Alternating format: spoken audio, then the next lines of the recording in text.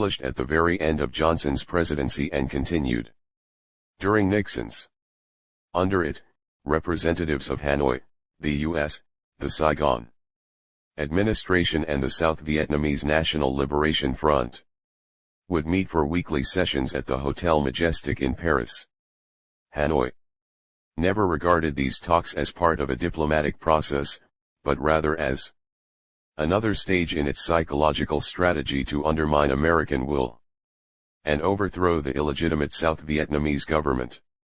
In these negotiations, which had been announced with so much hope by President Johnson in the last days of the 1968 presidential campaign, Hanoi's objective was twofold: with respect to the government of South Vietnam, to delegitimize it by first refusing to deal with it at all, then insisting that the Communist National Liberation Front be the South Vietnamese negotiating partner. After a compromise enabling both of the South Vietnamese claimants to legitimacy to join the formal negotiations, Hanoi refused to discuss any substantive issues at all. Its objective remained to procrastinate until exhaustion or domestic discord would force the United States to abandon its South Vietnamese ally. The official forum at the Hotel Majestic, where the North Vietnamese were led by Xuyen Thuy, achieved the unusual feat that in 4 years of so-called negotiations it made no progress whatever, leaving behind only a succession of empty formal statements. By the summer of 1969, Nixon had explored the Moscow Channel to achieve what we considered an honorable outcome. But before adopting the option of increasing pressure, he decided to make another effort to jumpstart negotiations. It had two parts: detaching me from and around the world trip to meet in Paris on August 4, 1969 with Xuyen Thuy. This was a first clandestine meeting, which by the following April had become a secret channel between Le Duc Tho and me. France was the only NATO country to maintain diplomatic relations with Hanoi, and the meeting had been arranged by Jean Saint-Denis, the French ambassador to Hanoi.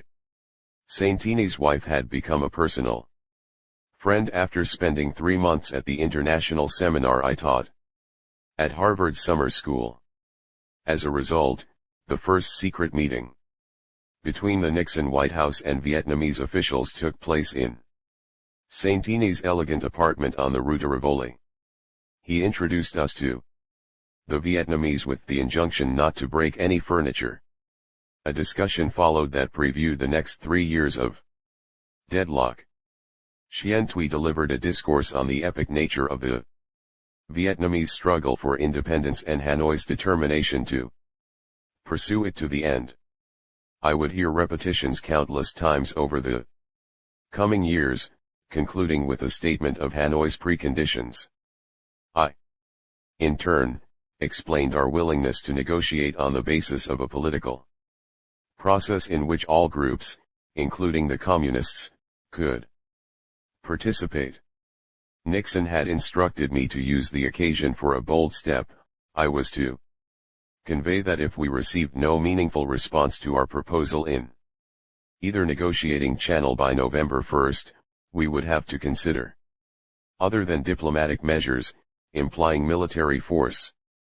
Xuyen Thuy, who like all Vietnamese negotiators I encountered conducted himself with impeccable courtesy, responded by repeating Hanoi's preconditions: withdrawal of all American forces and overthrow of the Saigon government before any meaningful negotiations.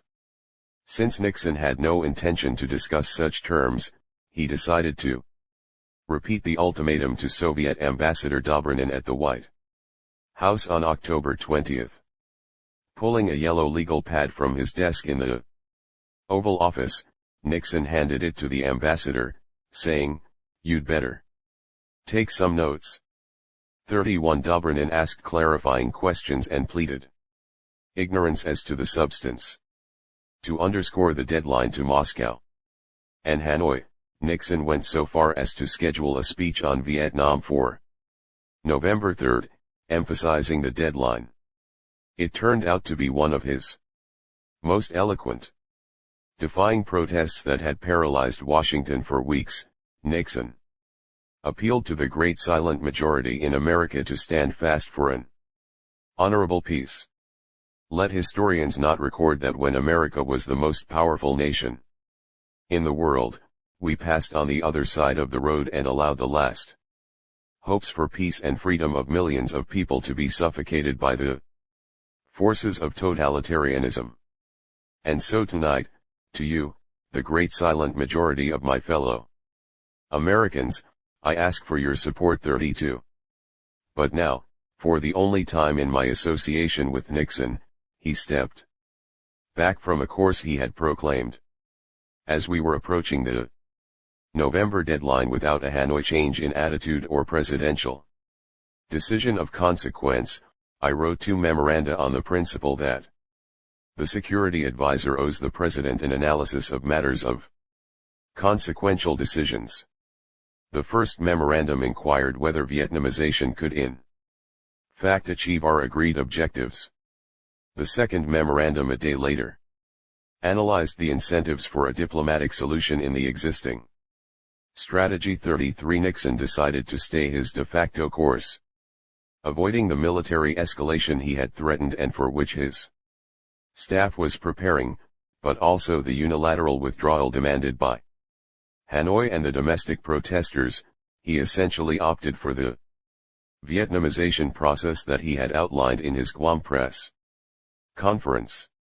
In his November 3 speech, he would describe his strategy as a progressive withdrawal of U.S. troops while negotiations continued, holding on until Saigon was strong enough for a political outcome that would permit the people of South Vietnam to determine their own fate. Vietnamization, as developed by Secretary of Defense Melvin Laird, and announced by Nixon, involved a process of gradual withdrawal of American forces and their replacement by South Vietnamese troops. By the time of the speech, the withdrawal of some 100,000 U.S. forces was already being implemented. At the time, I was uneasy with Nixon's decision. Over the years, in reflecting on the alternatives, I have concluded that Nixon had chosen the wiser course. Had he followed his first instincts, he would have had a cabinet crisis, compounded by national paralysis from protest demonstrations in major cities. The opening to China was still only an idea. The first reply from Beijing had not yet been received. The Soviet Union had not yet been faced down in the Middle East or over Berlin, and negotiations with it were still in an exploratory stage. Also, earlier in that crucial year, our European allies had displayed their distaste for war in Southeast Asia during Nixon's trip to Europe. So, despite my initial reservations, I implemented Nixon's decision in the years to come with conviction. Both Nixon and I were convinced that the stability of the evolving international structure had to be buttressed by American strategic credibility, not squandered, especially when it came to China and Russia. The scorn of the elites notwithstanding, Nixon strove to deliver on his promises to America's silent majority, both to avoid a humiliating defeat in Vietnam and to cease sending their sons into inconclusive combat. Whether these objectives were compatible was at the heart of an ongoing national debate, prompting constraints imposed by an atmosphere of upheaval on campuses and in the streets, as well as constant reflection in Nixon's entourage.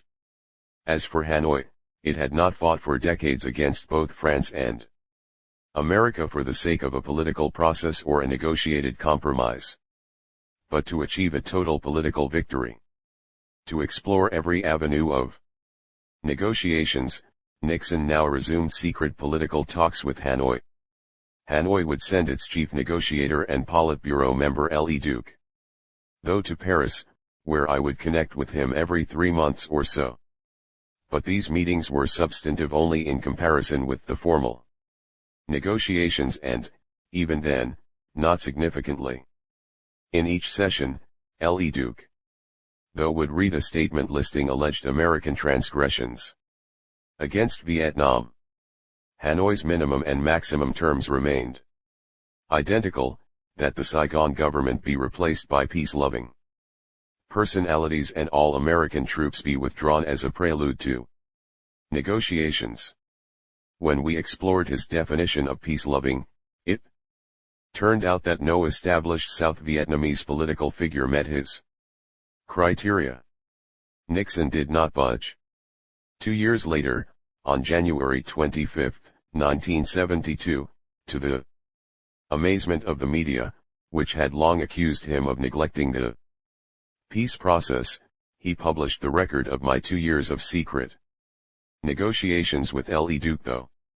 In a speech that same evening, he put forward what was essentially a final offer, combining a ceasefire, South Vietnamese self-government and American withdrawal, the strategy quietly adopted since the November 3, 1969 speech 34.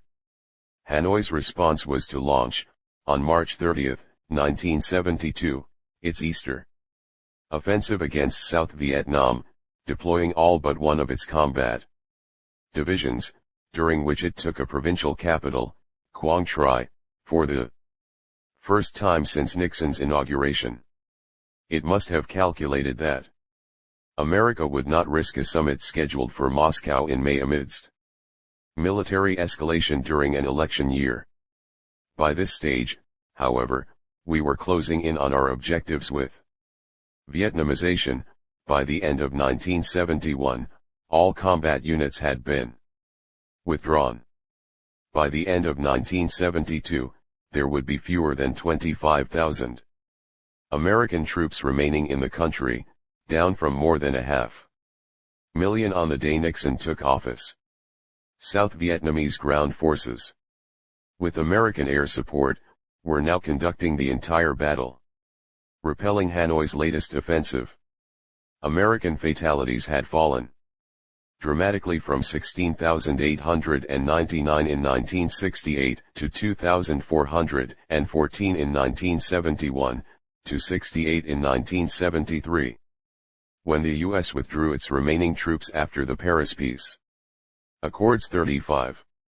The timing of the Easter offensive had heightened the stakes of any action Nixon might take in response.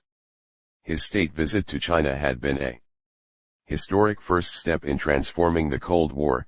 The Moscow summit meetings in late May would be another landmark event. The consensus in Washington advocated military restraint. Just as predictably, Nixon rejected that approach.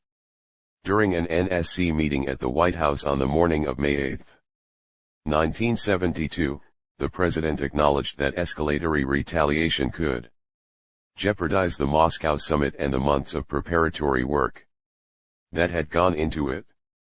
But doing nothing or being driven out of Vietnam ensured that we would enter negotiations with Moscow with a record of national abdication.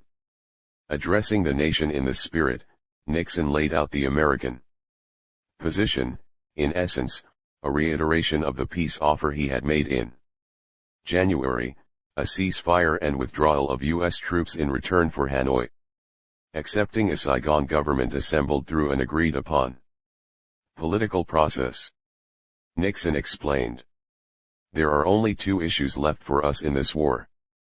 First, in the face of a massive invasion, do we stand by, jeopardize the lives of 60,000 Americans including civilian staffs, and leave the South Vietnamese to a long night of terror? This will not happen. We shall do whatever is required to safeguard American lives and American honor. Second, in the face of complete intransigence at the conference table, do we join with our enemy to install a communist government in South Vietnam? This, too, will not happen. We will not cross the line from generosity to treachery." 36. following the maxim he frequently enunciated, that one pays the same price for doing something half-heartedly as for doing it completely.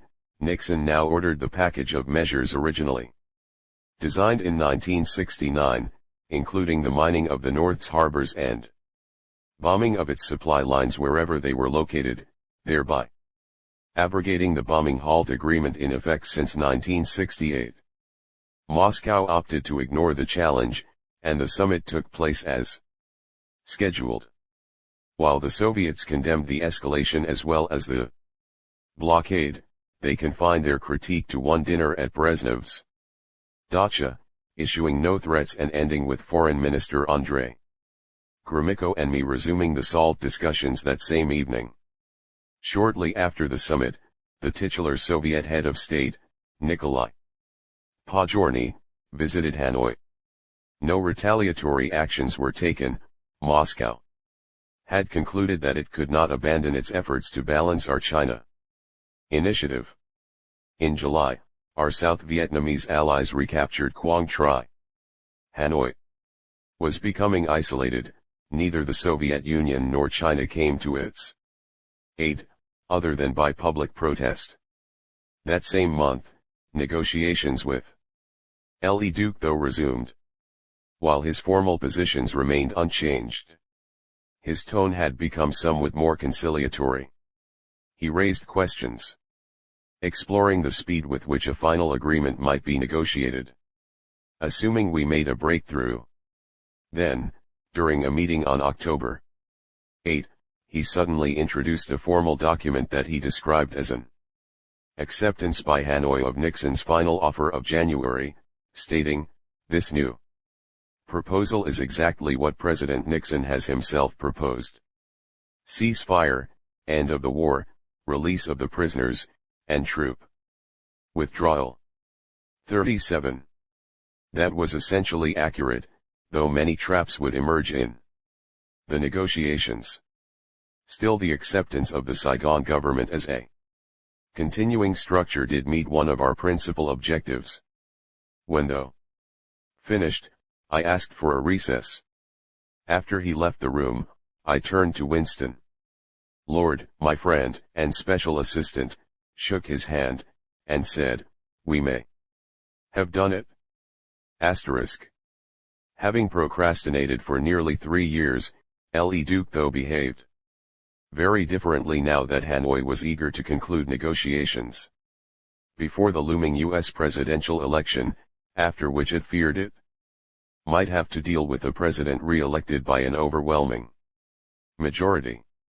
Nixon was aware that in his second term he was likely to face a hostile Congress, even now in the process of cutting off funding for the war effort. For a short moment, strategic calculations on both sides became parallel. The conflict had finally reached what scholars of negotiated settlements call ripeness. As a result, Le Duc though and I spent 3 days and nights drafting a final text, subject to approval by Nixon and Saigon. Peace was tantalizingly close, with Hanoi pressing us to conclude our work immediately. But neither Nixon nor I would end the war by imposing it on a people who had fought at our side for 20 years.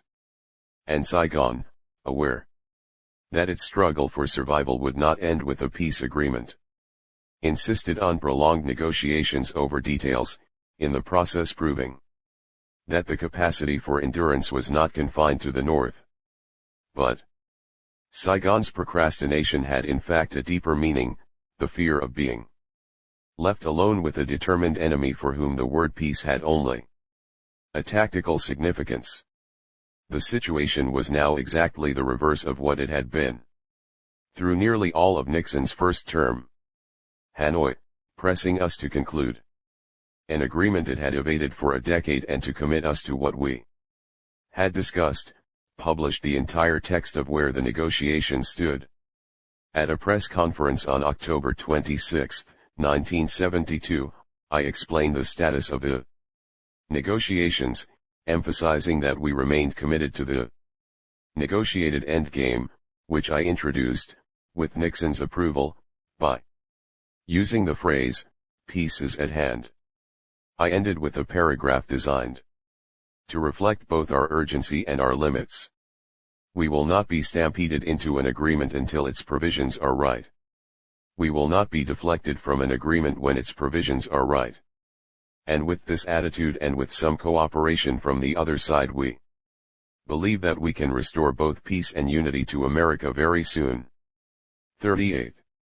After Nixon's re-election on November 7, Le Duc, though now judging time to be on his side, returned to his pre-breakthrough stalling tactics. By early December, Nixon concluded that Hanoi was trying to prolong talks into his second term and ordered an air campaign against military targets by B-52 bombers. It was widely criticized in the media, by Congress and internationally. But, 2 weeks later, Hanoi returned to the negotiations and agreed to modifications requested by Saigon. The Paris Peace Accords were signed on January 27, 1973, they included the principal terms Nixon had put forward a year earlier. 9 nations, as well as the governments of Saigon and Hanoi and the South Vietnamese Communists, formally endorsed the accords, marking the pinnacle of Nixon's Vietnam policy. 39 By March, however, and in flagrant violation of the agreement, Hanoi once again began using the Ho Chi Minh Trail to infiltrate massive amounts of military equipment into South Vietnam.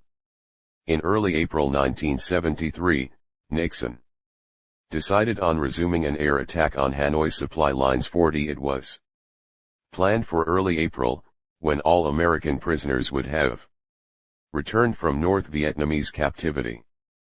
But then, in the middle of April, White House counsel John Dean began cooperating with federal prosecutors regarding allegations of his office's participation in wiretaps and other activities under investigation.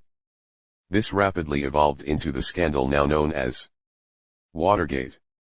Under its impact, congressional reservations turned into wholesale proscriptions of military action in Indochina. The Vietnam Agreement had always depended on the willingness and ability to enforce its provisions. It was based on the assumptions that during the 1972 North Vietnamese offensive, Saigon had demonstrated its ability to withstand North Vietnamese military capacities so long as it received the supplies allowed under the treaty, namely, 1-for-1 replacements, and that, in case of an all-out attack, American air power would be available. Amidst the Watergate investigation, an exhausted public would not support additional conflict in Indochina.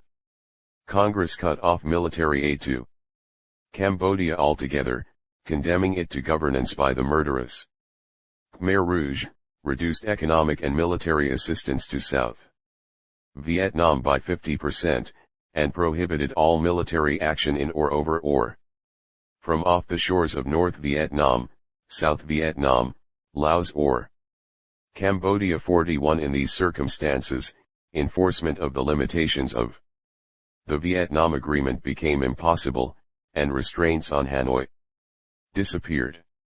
With the Paris Accords, Nixon had brought his country to an outcome that merged honor and geopolitics, even though it was later overwhelmed by domestic disaster. In August 1974, he resigned from the presidency.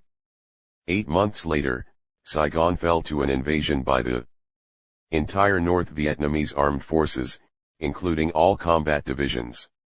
Aside from the U.S., none of the 9 international guarantors of the agreement so much as protested.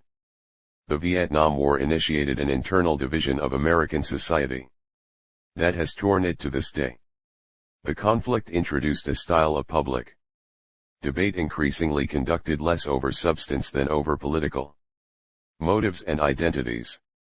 Anger has replaced dialogue as a way to carry out disputes, and disagreement has become a clash of cultures.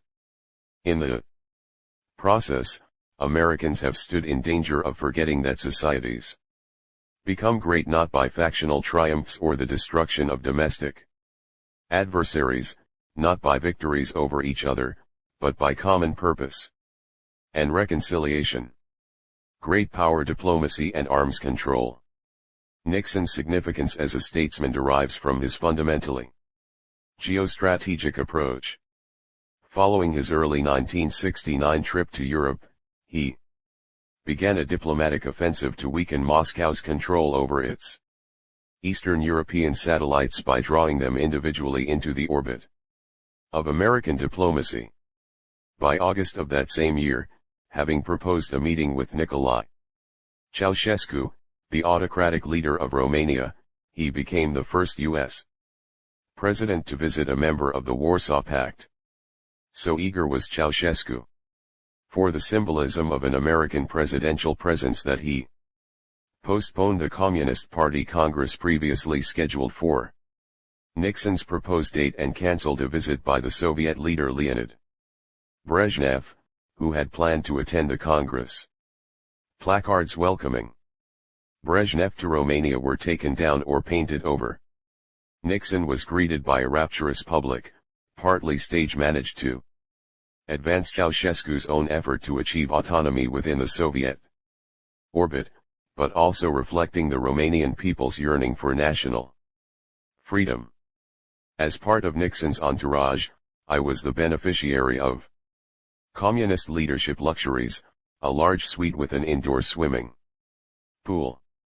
Nixon encouraged these positive emotions in his toast, in public comments and, above all, in his conversations with Ceausescu. He also used Ceausescu as a means to open a dialogue with China by telling him of his interest in such a project. We found out 5 months later that this had been transmitted to Beijing, which occasionally thereafter used Romania, sparingly, as an alternative channel to Washington. Nixon's strategic goal was to increase the cost to the Soviets of maintaining their European empire to the point where their continuing to do so would necessitate the diversion of funds and attention from other key objectives. In the course of his presidency, Nixon would visit additional Eastern European countries seeking autonomy from Moscow, including Yugoslavia in 1970 and Poland in 1972. When Willy Brandt became West Germany's first social democratic chancellor, the White House acquiesced to the outlines of Ostpolitik, his initiative intended to normalize relations with East Germany, the Soviet satellites and, ultimately the Soviet Union. Nixon went along with this deviation from Adenauer's policy during the early days of the Brandt chancellorship, while committing Brandt to the processes of Allied consultation. We sought to keep Ostpolitik compatible with NATO objectives and achieve leverage on Soviet designs. This strategy proved effective for both the United States and the Federal Republic. At the end of his first month as president and just before his trip to Europe, Nixon invited Ambassador Anatoly Dobrynin to the Oval Office and conveyed his willingness to deal directly with Soviet leaders. A few days later, the president designated me as the principal channel for communications with the Soviet ambassador on sensitive issues. This arrangement established a pattern for the remainder of Nixon's term in office. Direct contact with Moscow was established through what was labeled the channel, a Kissinger-Dobrynin conduit that ran from Nixon to the Soviet leadership. One of the principal topics turned out to be the impact of the two countries' vast stores of nuclear weapons on world order, and how to prevent a global catastrophe, either in preemption or in an escalating conflict between them. As vice president during the Eisenhower administration, Nixon had reflected on the impact of nuclear technology on strategy, considering both how to react to nuclear threats and how such fearsome weapons might theoretically be employed. he inherited the doctrine of massive retaliation, which based nuclear deterrence on the capacity to inflict damage believed to be unacceptable to an opponent. Subsequently modified to mutual assured destruction, this concept sought to reduce a paralyzing dilemma to a sober calculation on both sides of the risks of escalation. In practice, however, this theory, as a calculation of acceptable versus unacceptable destruction, implied the reckoning of casualties that, in a matter of hours, might exceed the total of the two world wars.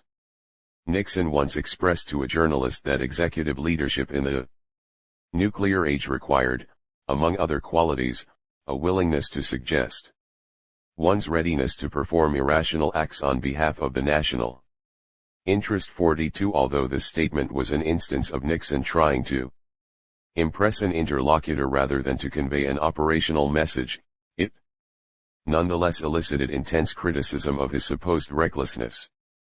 And yet in its essence it reflected a fundamental and enduring truth about the destructiveness in the hands of the nuclear powers. As we have seen in earlier chapters, Charles de Gaulle and Konrad Adenauer were both wary of basing their security on weapons in the hands of allies that offered no credible way to resolve conflict without cataclysmic destruction. Three questions had arisen regarding the use of nuclear arms. Was it possible to convince either an adversary or an ally of one's willingness to undertake a type of warfare likely to impair one's own civil order? Was it possible to introduce rational calculation into an ultimately irrational act? And was it possible to strike a balance between self-destruction and diplomacy? These dilemmas, arising nearly 80 years ago at the dawn of the nuclear age, have yet to be resolved. Since Nagasaki, no nuclear weapon has been detonated operationally. Even when engaged in conflicts with non-nuclear countries, nuclear powers have elected to suffer the casualties of conventional war rather than resorting to nuclear weapons to speed success. The examples of the Soviet Union in Afghanistan, as well as the United States in Korea, Vietnam, and Iraq, all testify to this. Nixon understood that, by the time he took office, the American nuclear capacity was becoming controversial in the congressional appropriations procedure. He therefore appointed Melvin Laird as Secretary of Defense, who had served for a number of years as the chairman of the Defense Subcommittee of the House Appropriations Committee. Nixon was determined to prevent a situation in which an aggressor could mount a plausible strategic threat by developing a superior nuclear capacity. Laird helped shepherd through Congress Nixon's commitment to missile defense and his goal of greater variety in the design and capacity of strategic weapons. Laird also added to the flexibility and invulnerability of American strategic forces by developing cruise missiles and mobile land-based weapons. Second, Nixon took arms control seriously. The Test Ban Treaty, signed by Kennedy and Brezhnev in 1963, represented the first formal measure in nuclear arms control.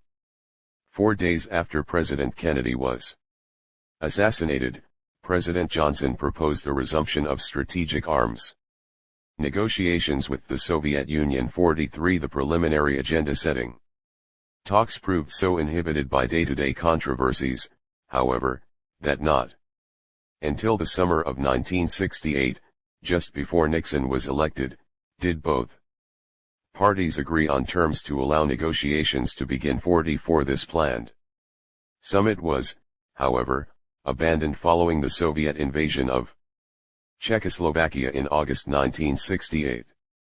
Thus, an early issue for Nixon became whether to proceed with arms control negotiations with the Soviet Union at all. The decision became symbolic for the larger direction of his administration. Applying linkage, Nixon would formally agree to open strategic arms limitation talks, SALT, with the Soviets only after he had settled on a Vietnam strategy. U.S. accession to arms control negotiations, announced in October 1969, required the adaptation of existing administrative institutions. For the Pentagon, arms control was a novel subject. The department's emphasis had previously been on developing nuclear capabilities, not on restraining them. Arms control negotiations, involving high-ranking military personnel, who were themselves only now being introduced to the subject, required novel command structures. Nixon's proposal, made early in his presidency, to build a 12-site missile defense system covering the entire country had also challenged the prevailing intellectual consensus that strategic equilibrium would be achieved via mutual assured destruction exclusively. A defensive initiative, critics charged, would undermine deterrence by eroding mutual vulnerability. This critique, as well as concerns over the program's cost and efficacy, led many in Congress to oppose it and seek to reduce its budget. On the other side of the Cold War, the Soviet Union harbored an elevated estimate of our emerging anti-ballistic missile, ABM, capacities, and feared that American defenses would erode the Soviets' offensive capability. If, as a result of missile defense, America had less to fear from a Soviet second strike, the Soviets reasoned, the US might be more likely to launch a surprise attack meant to disarm its adversary preemptively. The beginning of the SALT negotiations devolved into a stalemate over procedure and sequence. The Soviets argued for negotiating constraints on defensive weapons first, and only then turning to address offensive weapons. Nixon insisted on retaining the defensive option to provide the necessary pressure for negotiating offensive limitations, and to provide protection for our civilian population. The imminence of nuclear arms limitation negotiations produced a new set of domestic debates. The liberal consensus favored first the rapid opening of SALT negotiations, then their acceleration as a way of easing tensions. But now, as arms control was becoming established on the international agenda, an emerging combination of liberals and conservatives started to criticize them on the grounds that arms control dealt only with symptoms and not the underlying causes, the authoritarian nature of the communist system and its human rights violations. In addition, the characteristics of the opposing nuclear weapons systems complicated any workable definition of equilibrium. Soviet strategic systems were large and inaccurate, American weapons were more mobile and more accurate. That equilibrium would be disturbed if America added throw weight to its accuracy, or the Soviets magnified their throw weight with accuracy. After months of wrangling, Nixon intervened directly, setting an initial goal of 4 defensive sites.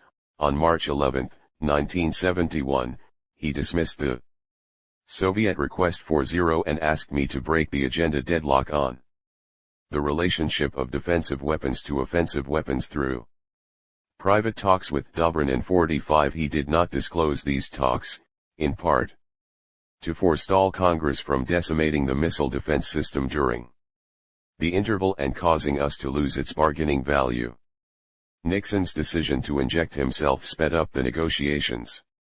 At the end of March 1971, I activated the Dobrynin channel, proposing on behalf of Nixon that both offensive and defensive limitations be negotiated simultaneously.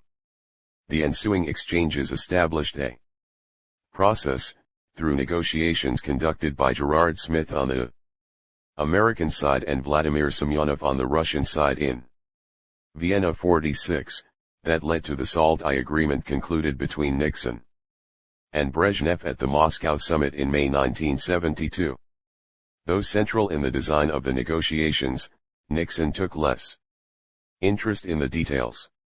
At the beginning of each negotiating cycle, my staff and I would draw up a summary of internal deliberations, including projections of potential developments.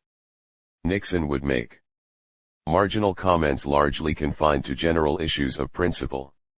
During negotiations, I would send him each evening a summary of where we stood. He would on the whole reserve his views for moments when a breakthrough was imminent.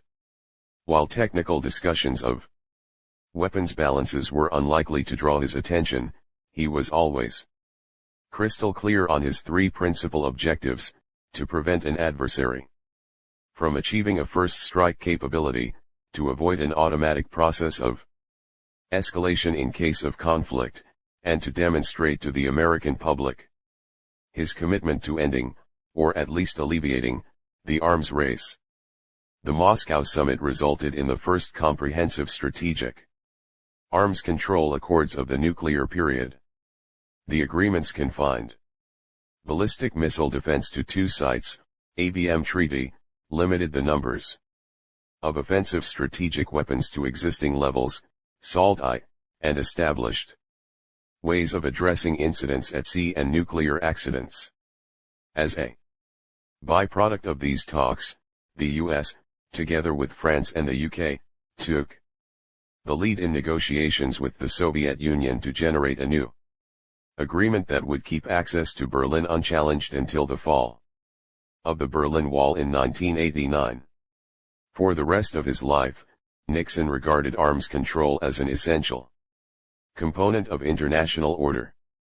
And, in one form or another, substantive negotiations on the subject were conducted during every subsequent presidency until the Trump administration. The Ford administration, in 1975, completed the Helsinki Accords, whose negotiations had been started by Nixon, in which every European nation save Albania, together with the Soviet Union and America, agreed to common principles in security, economics, and human rights. The Carter administration would conclude the second SALT agreement, never ratified by the Senate though observed in its essentials. The Reagan administration would reach the only arms control agreement with the Soviet Union to eliminate an entire class of weapons, those of intermediate range.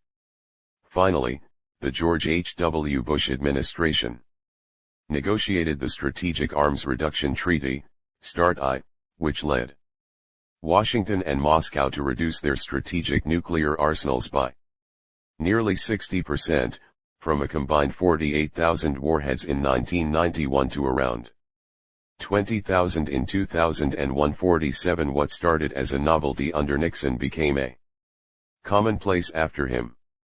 Emigration from the Soviet Union. When Nixon came into office, Jewish emigration from the USSR stood at only a few hundred per year. 48 Nixon authorized me to put the issue to Dobrynin in practical, not ideological, terms. I told the Soviet ambassador that we were paying close attention to Soviet emigration practices. Soviet respect for our concerns would be reflected in our treatment of Soviet priorities. In other words, an improvement in conditions for Jewish emigration would further American cooperation. Dobrynin never offered a formal answer, but he agreed to discussions of specific hardship cases. By 1972, the end of Nixon's first term, annual Jewish emigration from the Soviet Union had reached more than 30,000,49. Nixon never claimed credit for this development in election campaigns or announced the increase in numbers. The Soviets never acknowledged it as an agreed-upon outcome. American domestic politics undermined this tacit arrangement. Senator Henry Scoop Jackson of Washington, a serious student of international affairs who as a Democrat had lent bipartisan bona fides to the Nixon administration's effort to sustain adequate defense spending, reframed the issue of Jewish emigration in ideological terms. arguing that the promotion of emigration should become a formal part of American diplomacy. He put forward an amendment to the Trade Act of 1974 conditioning U.S. trade relations with the Eastern Bloc on Soviet performance with respect to emigration. Thereafter, emigration took a steady downturn, decreasing from around 35,000 in 1973 to fewer than 15,000 by 1975-50. Nixon's objectives regarding Jewish emigration paralleled those of his successors, but his methods were more broad-ranging and more subtle, subordinating ideological confrontations to ad hoc practical arrangements. The opening to China. In 1967, Nixon, then out of office, published a path-breaking article in Foreign Affairs raising the possibility that China could not be left forever outside the family of nations. 51. He framed the proposition in grand strategic terms, emphasizing the benefits to global peace if China could curtail its support for revolutionary insurgencies around the world and one day be brought into diplomatic relationship with the West.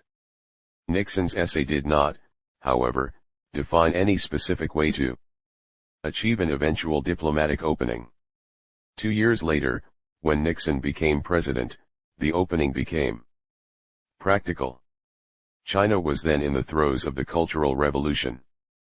As part of a grand scheme of ideological purification, Mao Zedong had recalled Chinese ambassadors from every country except Egypt. Though in a handful of countries, such as Poland, Chinese diplomats below the rank of ambassador remained. The first approach came from Nixon himself.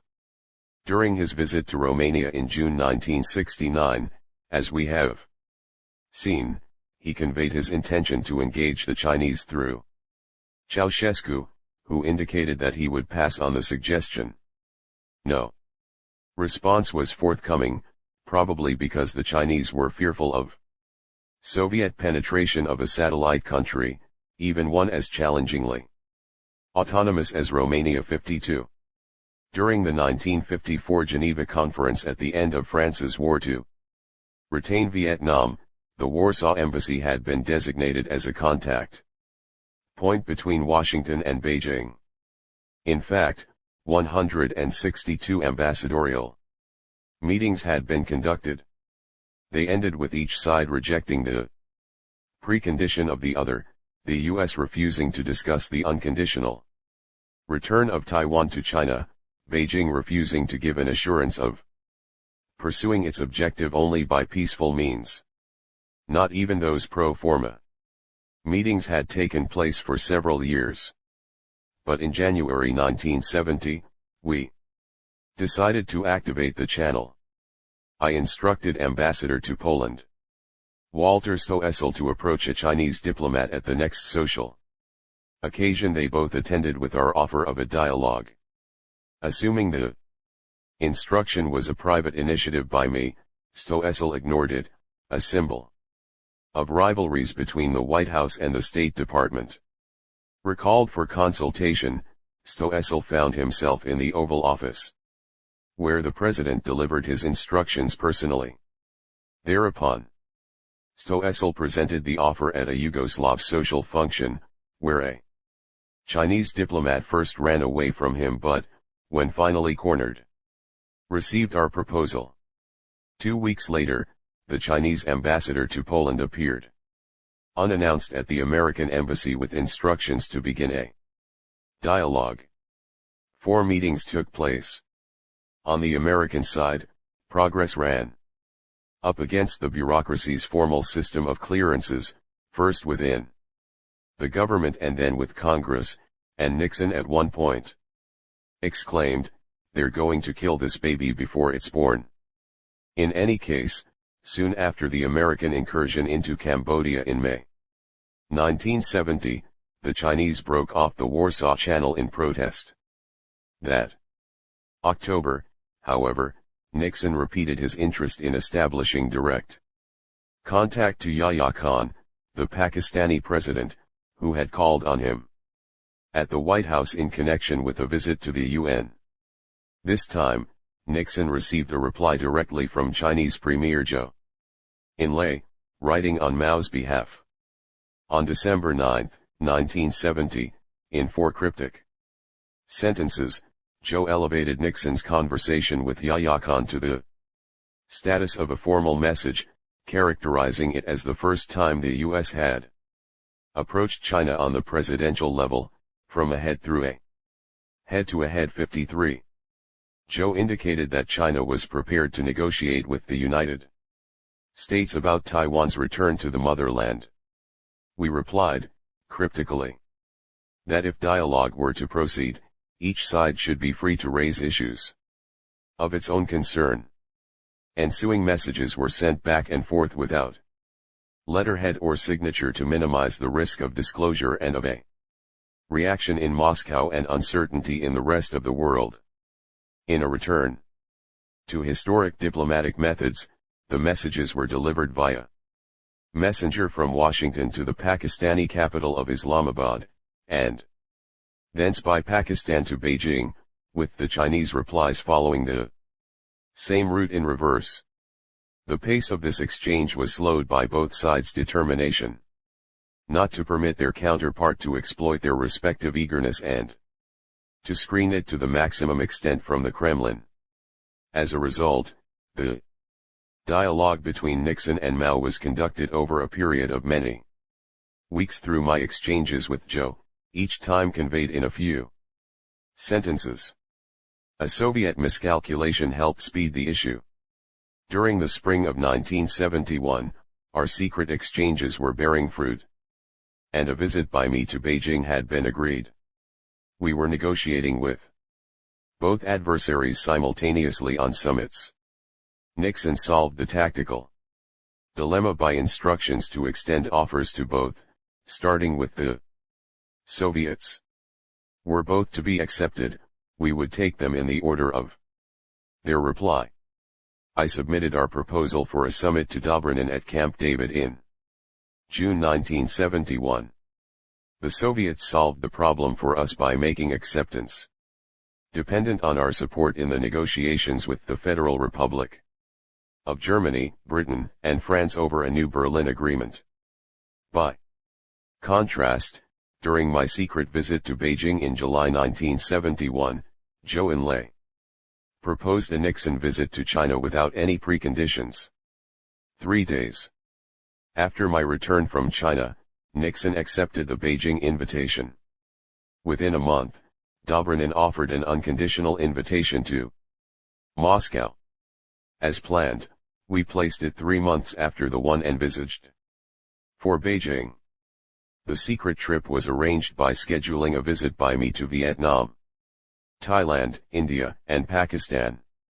Once in Islamabad, time for the final lap was found by announcing an indisposition that would explain my ensuing 2-day absence as a visit to a hill station for recovery. The entire process, from Nixon's conversation with Yahya Khan on October 25, 1970-54 to my arrival in Beijing on July 9, 1971, took 8 months. The actual trip, from the departure from Washington to the arrival in Beijing, took 8 days. Only 48 hours were spent in Beijing. How best to use that brief period? For the ambassadorial talks in Warsaw, the U.S. government had a well-established agenda. Items on the list included Taiwan, financial claims and assets arising from the expropriation of American property, prisoners, and navigation in the South China Sea. But Nixon and I concluded that these incomparable topics were likely to lead into technical byways or ideological log jams that might obstruct progress toward the objective of a continuing relationship. I was instructed to express a willingness to discuss Taiwan, but specifically only in relation to the overall Chinese-American relationship with the end of the war in Vietnam. As part of this emphasis on geopolitics, Nixon delivered a speech in Kansas City, Missouri on July 6, 1971 while I was in transit.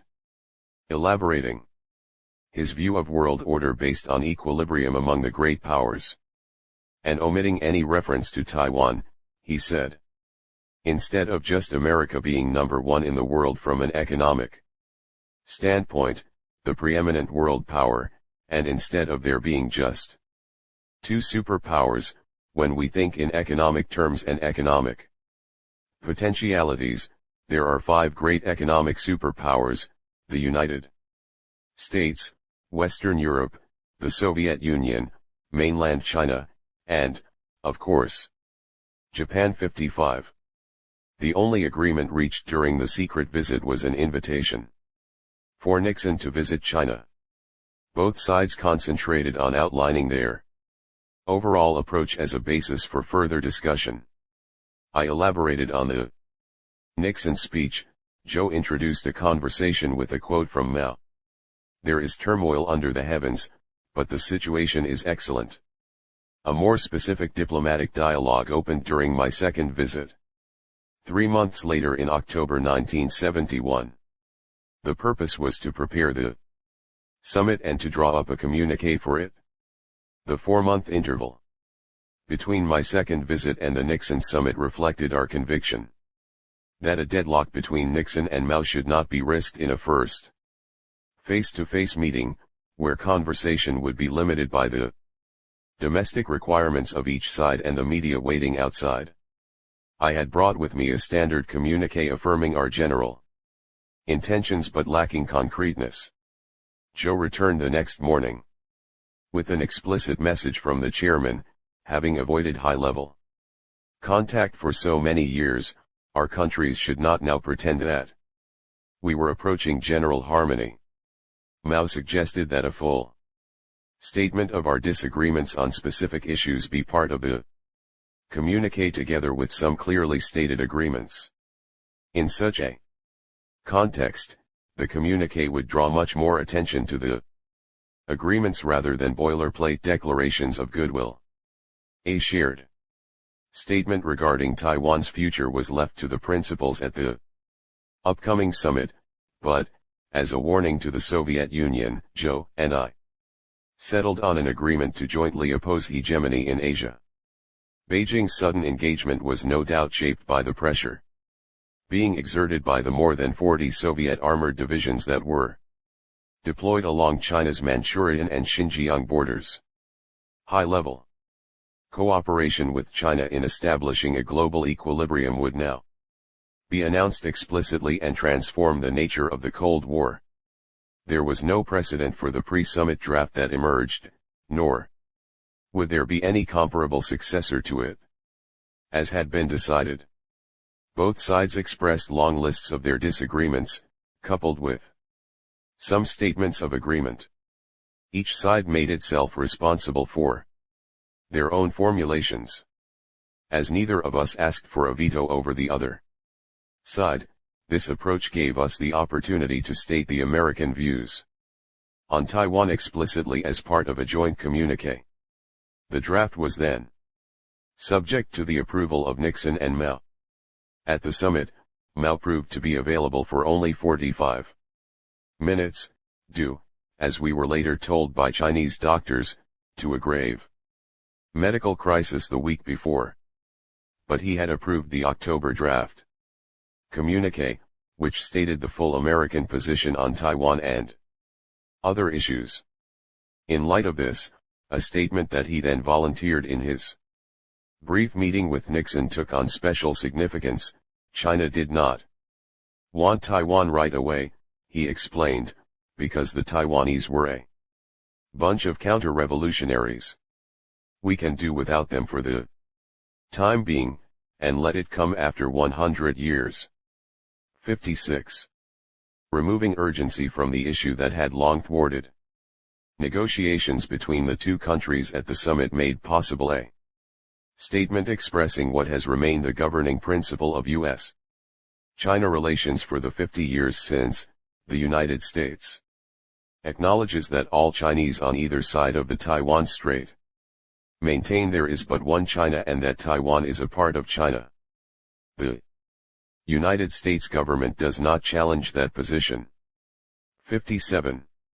Following a formal proposal by Nixon at the summit, this language was added to what is now called the Shanghai Communique, which was issued at the end of his visit.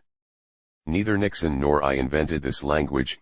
Instead, we drew it from a statement drafted during the Eisenhower administration in preparation for negotiations with Beijing that never happened. The statement had the virtue of accurately rendering the stated objectives of both Taipei and Beijing. Abandoning U.S. support of a two-China solution, the communique remained equivocal regarding which China would accomplish the postulated wishes of the Chinese people. After a few days, Zhou accepted our formulation. Its ambiguity freed both sides to conduct a policy of strategic cooperation that would tip the international equilibrium away from the Soviet Union. The statement implied that Taiwan would be treated as autonomous for the foreseeable future. Both sides would affirm the One China principle, while the U.S. would stop short of offering statements or actions implying a two-China outcome, and neither side would seek to impose its preference. The U.S. insistence on a peaceful solution was explicitly stated in the American section of the communique. Two additional communiques agreed during the Carter and Reagan administrations expanded upon these understandings. Together, they have remained the basis of relations across the Taiwan Strait. Were either side to challenge them, the risks of military confrontation would mount significantly. For 20 years following Nixon's visit, the United States and China conducted a broad-range collaborative policy to contain Soviet power. During this period, U.S.-China cooperation even extended to the intelligence field, albeit to a limited extent. Demonstrating the degree of China's commitment during a subsequent visit in February 1973, Mao urged me to balance my time in China with time devoted to Japan, lest the Japanese feel neglected and become less dedicated to the common defense against the Soviet Union. Rather than Japan having closer relations with the Soviet Union, Mao said, we would rather that they would better their relations with you. 58. The following month, Singaporean Prime Minister Lee Kuan Yew used a lecture at Lehigh University in Pennsylvania as an occasion to reflect on the significance of the Nixon administration's diplomacy. We live in stirring times. Not for some time has the world witnessed such dramatic changes in the relationship of the great powers as in the last 2 years. We are witnessing the shifts in the balance of power as the weighting has changed, and the great powers are learning to live peacefully with each other. The old fixed divisions of the Cold War appeared fluid and nebulous. Washington had moved from confrontation to negotiations with both Peking and Moscow. For whatever their different reasons, both communist powers wanted the war in Vietnam scaled down and America allowed to withdraw honorably. China, for her part, shows greater cordiality towards capitalist America and Japan than towards communist Russia. Ideological divisions appear to be less relevant. For the time being, national interests seem the most reliable guide for the actions and policies of governments. 59. Nixon could have wished for no better appraisal of his policy. Mao died in 1976. 2 years later, Deng Xiaoping returned from his second purge and instituted the reform policy he had initiated in 1974. After returning from his first purge, from that point until the advent of the Trump administration in 2017, America's China policy rested on the essentially nonpartisan principles established during this period.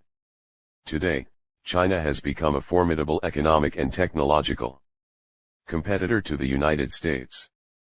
In the prevailing circumstances, the question is sometimes raised whether Nixon, were he alive today, would regret the opening to China. It is a challenge he anticipated. His July 1971 Kansas City speech betrays an acute awareness of China's potential to impact the international system. The very success of our policy of ending the isolation of mainland China will mean an immense escalation of their economic challenge not only to us but to others in the world. 800 million Chinese, open to the world. With all the communication and the interchange of ideas that inevitably will occur as a result of that opening, will become an economic force in the world of enormous potential. 60. British Prime Minister Palmerston famously said, "We have no eternal allies, and we have no perpetual enemies. Our interests are eternal and perpetual, and those interests it is our duty to follow." Building cooperation with China to counter the Soviet Union was an overriding American interest during the Cold War. Today, any U.S. policy toward China has to take place in the context of its vast economy, comparable to that of the United States, growing military power, and skill in diplomacy hewn in preserving thousands of years of distinctive culture. The opening to China, then, like every strategic success, was not only a response to contemporary problems but also an admissions ticket to future challenges. The most pronounced among them is this: as modern technology continues to compound the destructive capacity of nuclear war through the advent of a variety of high-tech weapons and radical improvements in artificial intelligence, China, Russia, and the US have begun modernizing their military arsenals, with weapons developing the capability to seek their own targets and learn from experience, and cyber weapons that can obscure rapid determination of their origin. Establishing a permanent dialogue side by side with technological development is imperative to ensure the stability of world order, and perhaps the survival of human civilization. See further discussion in the conclusion. The Middle East in turmoil. A pair of issues, at once perennially linked and seemingly contradictory, confronted Nixon at the beginning of his presidency: how to maintain the West's position in the mostly Arab Middle East while also fulfilling America's commitment to the security of Israel. Like his predecessors, Nixon embraced both objectives, but he also began to pursue them from a new strategic perspective. The last year of the Johnson administration defined the shape of the Middle East crisis that Nixon would inherit. The 1967 war between Israel and its Arab neighbors, Egypt, Syria, and Jordan, ended with Israel occupying the Sinai Peninsula from Egypt, the Golan Heights from Syria, and the Palestinian West Bank from Jordan. These conquests transformed the bargaining position of the two sides. Israel would start a peace process, if it could be started at all, in possession of the tangible territorial prize, which it intended to use for intangible strategic aims, namely, recognition of its legitimacy and existence, as well as secure borders, which implied adjustment of the 1949 armistice lines. The UN sought to create an international framework for this process. By means of Security Council Resolution 242, adopted in 1967, it contained all of the sacramental words: peace, security, political independence, but in a sequence that drained them of operational significance by enabling each side to apply its own definitions. It read: the Security Council 1. Affirms that the fulfillment of UN Charter principles requires the establishment of a just and lasting peace in the Middle East, which should include the application of both the following principles: I. Withdrawal of Israel armed forces from territories occupied in the recent conflict. 2. Termination of all claims or states of belligerency and respect for and acknowledgement of the sovereignty, territorial integrity, and political independence of every state in the area and their right to live in peace within secure and recognized boundaries free from threats or acts of force. 61. The extent of the territories from which Israel was to withdraw was left ambiguous, as was the definition of a just and lasting peace, a condition that in a world of sovereign states has in any case proved difficult to sustain. As a consequence, each party interpreted the text against the background of its existing convictions. In March 1969, Egypt's President Nasser attempted to accelerate the process by shelling the Israeli positions along the Suez Canal with heavy artillery. Israel responded with deep penetration air raids against Egypt's interior. Nixon made a number of immediate decisions.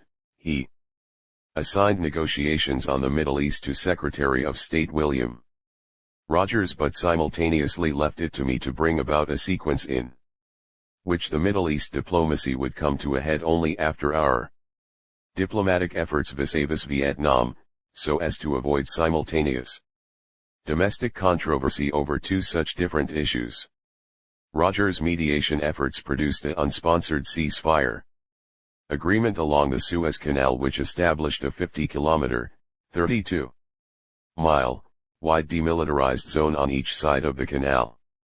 This was proposed by Rogers on June 19, 1970 and announced by him on August 7. Nasser and the Soviets violated it immediately by moving 50 Soviet-provided batteries of advanced anti-aircraft missiles into the demilitarized zone along the west bank of the canal.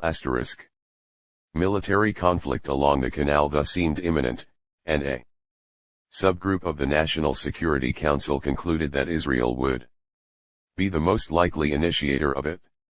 Nixon rejected this appraisal. He did not favor Israeli initiation of a conflict so far from its borders. Such an action, he argued, might trigger a confrontation with the Soviet Union, or a wider conflict. A conflict along the Suez Canal involved American security interests. If necessary, American forces should be involved so as to produce maximum deterrence of the Soviet Union.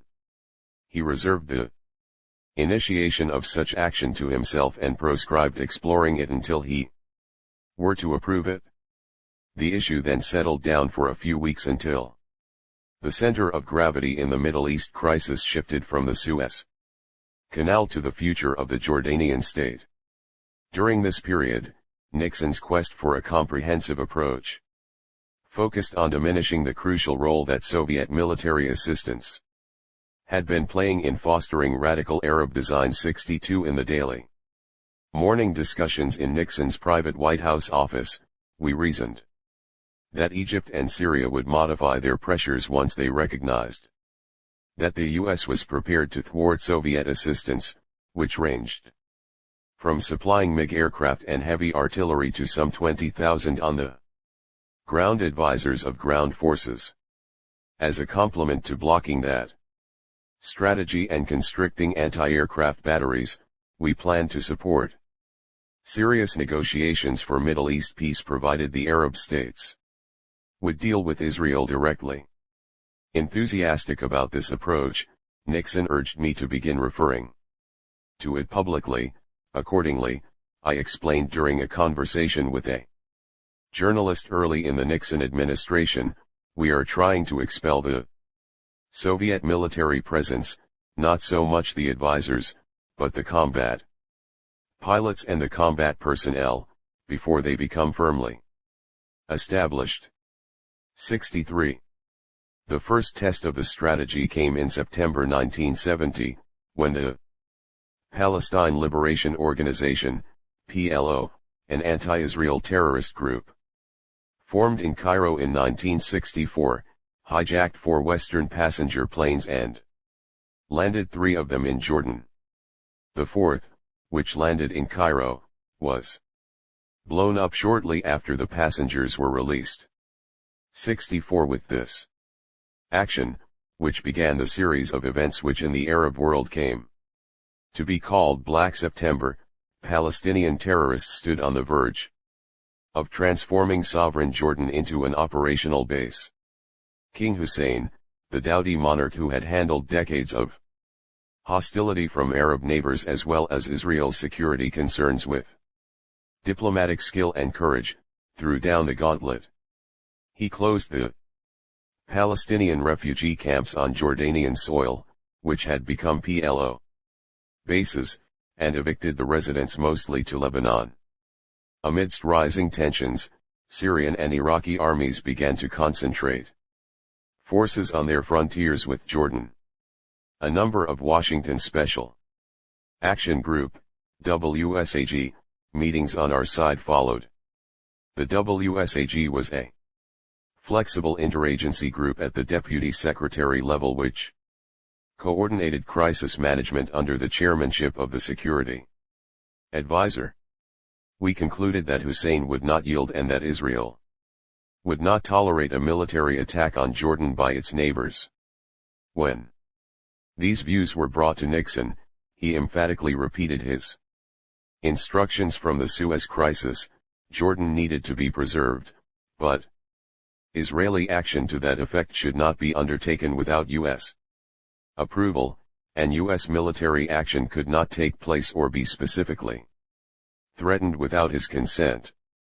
On September 18, a Syrian armored division crossed the Jordanian frontier and advanced on the town of Irbid.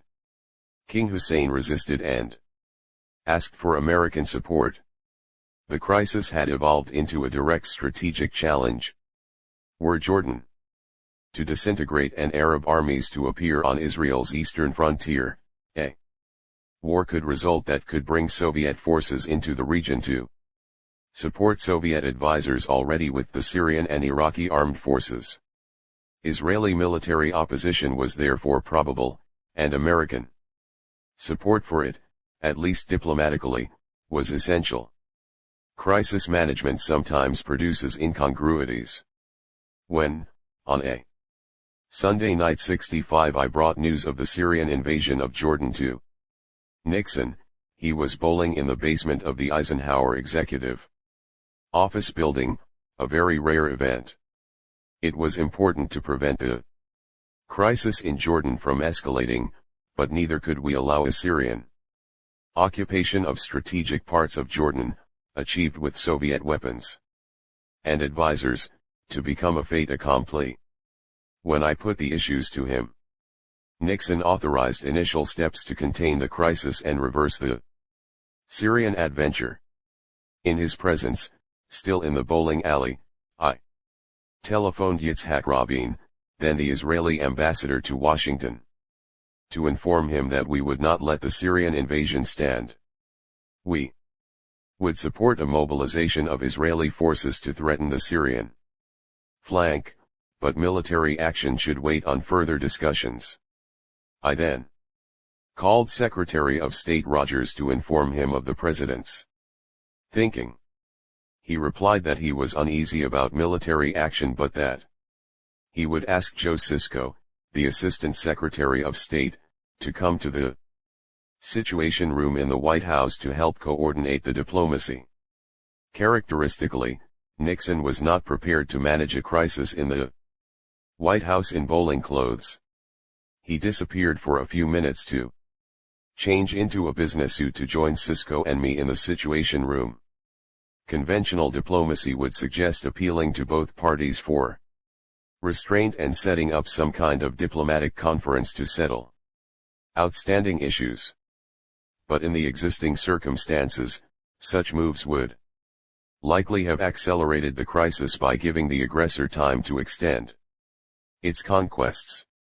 A call for an international conference before a Syrian withdrawal would have rewarded both the hijacking and the invasion.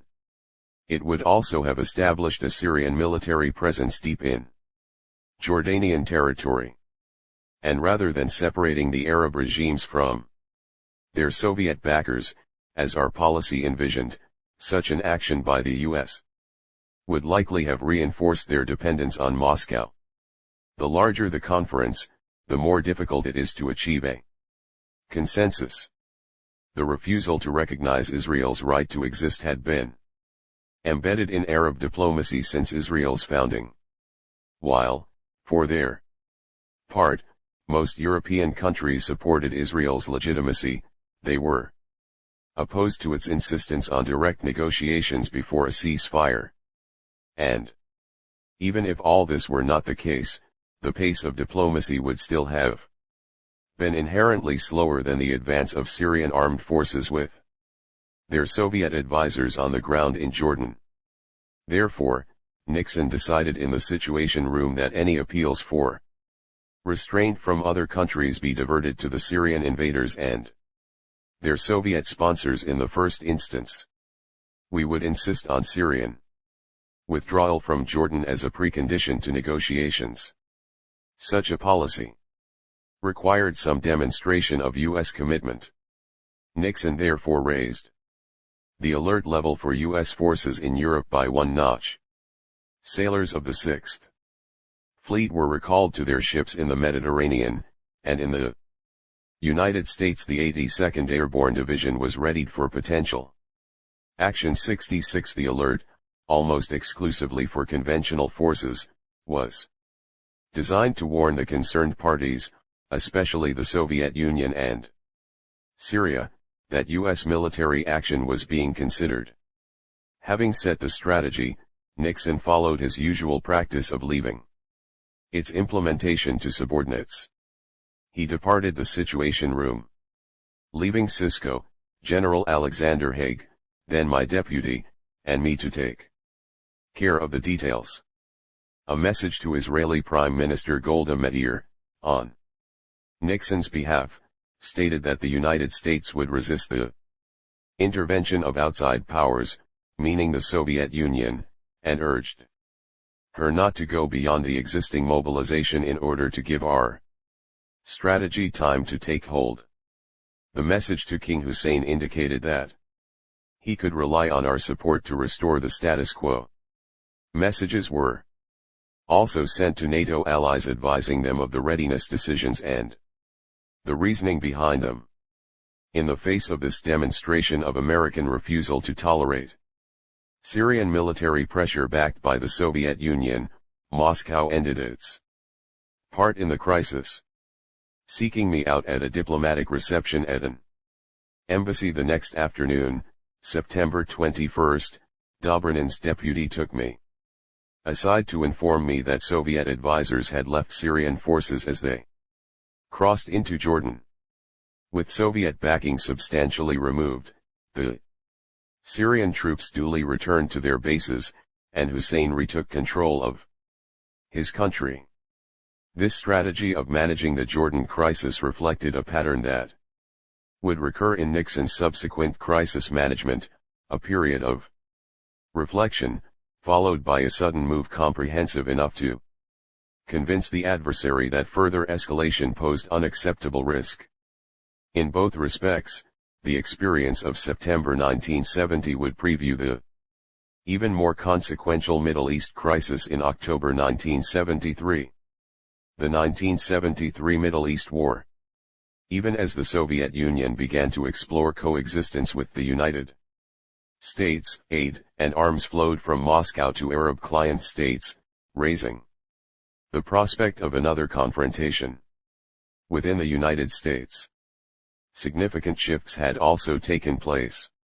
In November 1972 Nixon was re-elected by the second largest popular vote margin in American history. He intended to replace Rogers as Secretary of State but had not yet made up his mind about a successor, which accounted in part for the slowed pace of Middle East diplomacy. But the basic reason was Nixon's determination to avoid a simultaneous domestic debate over Vietnam and the Middle East, and therefore to postpone Mideast diplomacy until after the election. In August 1973, Nixon decided to appoint me as secretary. I was confirmed on September 21. 2 weeks later, on October 6, a Middle East war was started when Egypt and Syria invaded Sinai and the Golan Heights. Concurrently, the Watergate crisis had accelerated rapidly after John Dean, the White House counsel, reported White House irregularities, and his own role in them, to the Attorney General. In the Middle East, the balance of Arab incentives had shifted under the impact of the Jordan crisis and the death in September 1970 of Egypt's Gamal Abdel Nasser, who had been the driving force behind the Arab confrontation policy. He was succeeded by Anwar Sadat, who at first pursued his predecessor's strategy of relying on the Soviets to elicit American pressure on Israel to withdraw from the Sinai. But then, in the summer of 1972, Sadat abruptly expelled the more than 20,000 Soviet military advisors who had been deployed to Egypt and ordered the seizure of their installations and heavy equipment in February 1973. He sent his security advisor, Hafiz Ismail, to the White House to explore America's attitude in a renewed negotiation. Ismail's terms remained essentially the same as those that had previously produced deadlock with Israel, withdrawal by Israel to the 1967 frontiers as a precondition for recognition and direct talks. 1. New aspect of the message was an implication that Egypt might undertake these steps on a national basis separate from its Arab allies. Nixon received Ismail in the Oval Office and told him that we would launch a peace effort after the Israeli elections in November, fulfilling an understanding Nixon had reached in 1972 with Golda Meir. I reiterated Nixon's assurance in a subsequent private meeting and sketched possible applications. For Sadat, this was too uncertain a prospect, as Israeli elections were, and are, generally followed by weeks, sometimes months, of negotiations to form a cabinet. Instead, on October 6, Yom Kippur, the holiest day on the Jewish calendar, when most Israelis are in synagogues, Sadat dealt a shocking surprise to both Israel and the United States. Egyptian forces crossed the Suez Canal, and Syrian forces advanced into the Golan Heights. The sudden assault caught Israelis, Americans, and the world unaware and unprepared. At that very moment, Nixon was dealing with Watergate and its consequences. On October 6, the first day of the war, he was faced with the impending resignation of Vice President Spiro Agnew, who had been accused of corruption in his previous position as governor of Maryland. On October 20, in what the media referred to as the Saturday Night Massacre, Nixon dismissed Attorney General Elliot Richardson and Deputy Attorney General William Ruckelshaus, who had been unwilling to fire Special Prosecutor Archibald Cox. Acting Attorney General Robert Bork did so, leading to the opening of impeachment proceedings against Nixon in the House of Representatives. Despite this succession of domestic political disasters, the United States assumed a central role in bringing about a ceasefire and launching a peace process in the Middle East that would last well into the coming decades. Nixon never lost sight of the central strategic objectives: to continue a creative diplomacy with Arab states, to maintain Israel's security, to weaken the Soviet Union's position, and to emerge from the war with a sustainable American diplomacy working toward peace.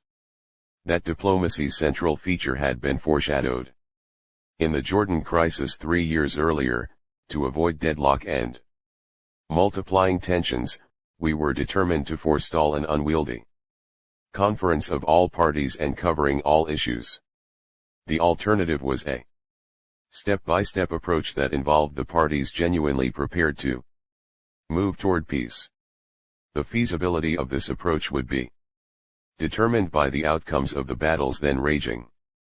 The surprise attack had thrown the Israeli military establishment of stride.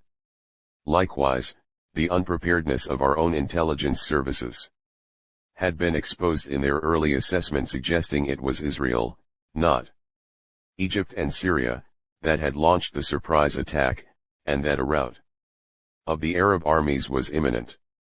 In fact, Egyptian armed forces crossed the Suez Canal and established themselves in a belt 10 miles deep into the Sinai Peninsula, which they maintained in the face of massive Israeli counterattacks due to the cover of Soviet surface-to-air missiles that neutralized the Israeli Air Force. The Syrian army, meanwhile, captured part of the Golan Heights. At one point, a Syrian breakthrough into Israel proper appeared possible. But by the fourth day, October 9, Israeli reserves had been fully mobilized and its forces were on the move. In Washington early that morning, an Israeli victory was thought to be imminent. In pursuit of our objectives, Nixon had released, from the second day of the war, high-tech military equipment to be transported by Israeli commercial airlift. The challenge became how to replace extensive Israeli tank and airplane losses. The Israeli military attaché general Mordecai Ger called on me on October 9 with an urgent request. Israeli losses had been unexpectedly large, so large, in fact, that the Prime Minister was prepared to fly to Washington to plead her case in person. I told him that such a visit would convey an impression of desperation. Above all, Nixon was dealing with the imminent resignation of Vice President Agnew. By the end of that day, Nixon authorized me to assure the Israeli ambassador that we would replace all Israeli losses after the war and that the Israelis should use their reserves while the resupply was being organized and conducted. There ensued a technical and political near deadlock. U.S. airlift capability during peacetime is enhanced by the Pentagon's authority to requisition civilian aircraft. But civilian airlines were reluctant to operate in a combat zone, and a technical obstacle turned into a political one. To reach Israel from the United States, civilian aircraft needed to stop for refueling, and Portugal and Spain, the most suitable stops, refused to allow refueling stops due to concern over Arab reactions and Soviet pressure. When such complications stretched into the seventh day of the war, October 12, Nixon made a characteristic decision. He ordered the use of military airlift planes, which needed no refueling, to deliver what was necessary.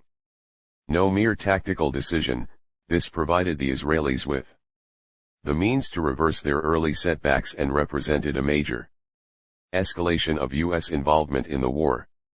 During a White House meeting to discuss the crisis on the morning of October 12, Nixon rejected suggestions for a limited use of military aircraft, observing, "We are going to be blamed as much for 3 planes as for 300.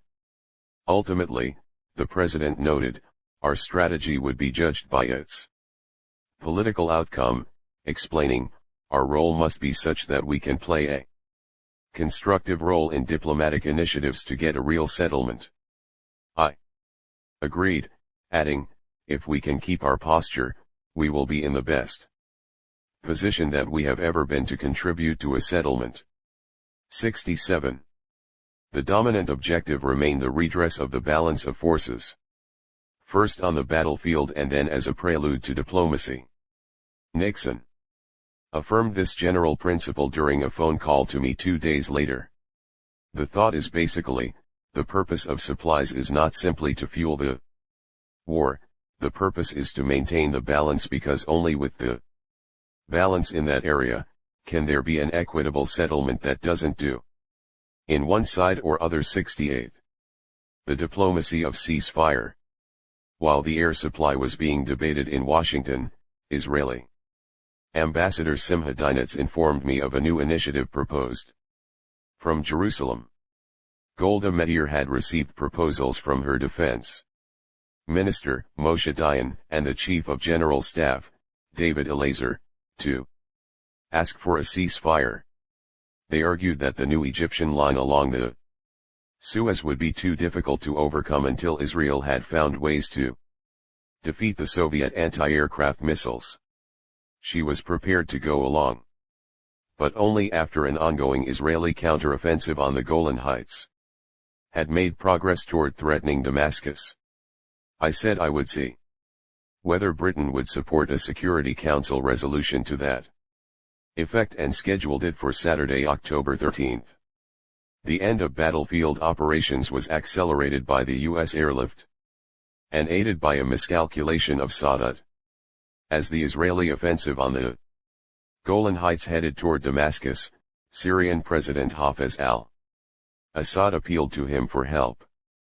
Based on his commitment to his Syrian ally, and overestimating Egypt's achievement in crossing the canal, Sadat rejected the ceasefire proposal being explored by Britain. Instead, he ordered an attack by 2 armored divisions into the Sinai with the objective of seizing the passes in the Central Highlands. But this offensive moved the Egyptian armored forces beyond the belt of surface-to-air missiles along the canal, thus exposing themselves to the full power of the Israeli Air Force. On Sunday, October 14, 250 Egyptian tanks were destroyed. This enabled Israeli armor to break the stalemate along the Suez Canal, which its own commanders had considered as frozen 3 days earlier, and cross the canal into Egypt on October 16. By Thursday, October 18, Sadat spoke of ceasefire, and Dobrynin was exploring ceasefire language in Washington. On Friday, October 19, the Soviets invited me to Moscow to complete the process with Brezhnev. The Egyptian military situation was by now sufficiently difficult to dissuade the Soviets from exploiting our domestic travails. In Moscow, a ceasefire proposal was completed with Nixon's approval on Sunday, October 21, and was approved by the UN Security Council on Monday, October 22. 69. The ceasefire, which was to take effect 12 hours after it was approved, also included provisions to begin negotiations between the parties toward a political settlement. Despite having asked us to propose a ceasefire 3 days earlier, the Israeli leadership hesitated to accept it, seeking to exploit their breakthrough across the Suez Canal further. As a result, I returned to Washington from Moscow via Israel, during the course of which Israel accepted the ceasefire. Arriving in Washington on the same day that had started in Moscow, I discovered that the ceasefire had proved easier to proclaim than to enact. It broke down almost immediately. In ceasefire negotiations, the parties frequently seek ceasefire lines favorable to themselves. This particular breakdown, however, was not tactical but strategic. For the Israeli forces advancing toward the city of Suez were on the verge of trapping the Egyptian Third Army east of the canal. In Moscow, such a development occurring a few days after having worked jointly on a ceasefire proposal appeared as a direct and deliberate challenge. By the evening of Wednesday, October 24, communications from Moscow grew increasingly threatening, culminating in an ominous message from Brezhnev around 9 p.m. After recounting the Soviet version of events since the previous weekend's negotiations, he proposed that Soviet and American military forces undertake a joint action to enforce the ceasefire. He warned, "I will say it straight that if you find it impossible to act jointly with us in this matter, we should be faced with the necessity urgently to consider the question of taking appropriate steps unilaterally. We cannot allow arbitrariness on the part of Israel." 70. We were faced with the single most dramatic and humanly challenging period of the Nixon presidency. Intelligence informed us that Soviet airborne divisions were being readied and that Soviet high-tech weapons were entering the Mediterranean by ship. I called a WSAG meeting of principals in the Situation Room. I was then serving simultaneously as Secretary of State and National Security Advisor. The challenge was to reject joint military deployment with the Soviets in the Middle East directed against a major ally, which, in the circumstances, would dramatically alter the political balance, and to deter Moscow from unilateral military action. Our meeting took place in an atmosphere of drama. Weeks of personal and international strain had driven Nixon to exhaustion, obliging the White House doctors to urge him to retire before the message from Brezhnev arrived. It therefore became necessary to make decisions in an unusual way. The NSC was convinced that the United States could not consider deploying forces as a buffer between Israel, an American ally, and Egypt, a country whose military operations were enabled by Soviet weaponry and which was being supplied via a Soviet airlift. But neither could the U.S. tolerate Soviet combat forces in the region unilaterally enforcing Soviet strategic designs. Views were unanimous on these subjects. The NSC reached the consensus we needed to reject the Brezhnev proposal. But that left unilateral Soviet measures to be deterred. The meeting then proceeded in the absence of the President, with General Haig, who had replaced Haldeman as Chief of Staff, acting as liaison to him while I handled the diplomatic contacts. I called Ambassador Dobrynin from the meeting to warn against unilateral Soviet action and informed him that a formal reply to Brezhnev's note was being prepared. Following procedures based on previous decisions and the experience of the Jordan crisis, the NSC recommended measures to forestall immediate Soviet actions, including to raise the nuclear alert level to DEFCON 3, signifying a serious crisis short of preparing for nuclear war.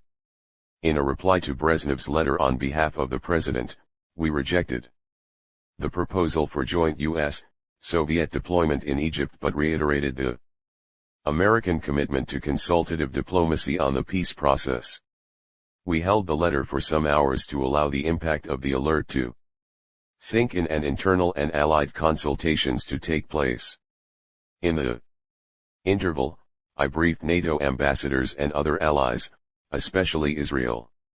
Because of the frequent interactions among the parties involved, I remained in the Situation Room while General Haig left from time to liaise with the President. In this manner, with the NSC's unanimous conviction, never challenged afterward in leaks or memoirs, that time was of the essence in preventing an irreversible Soviet move. Nixon's strategic purposes were carried out.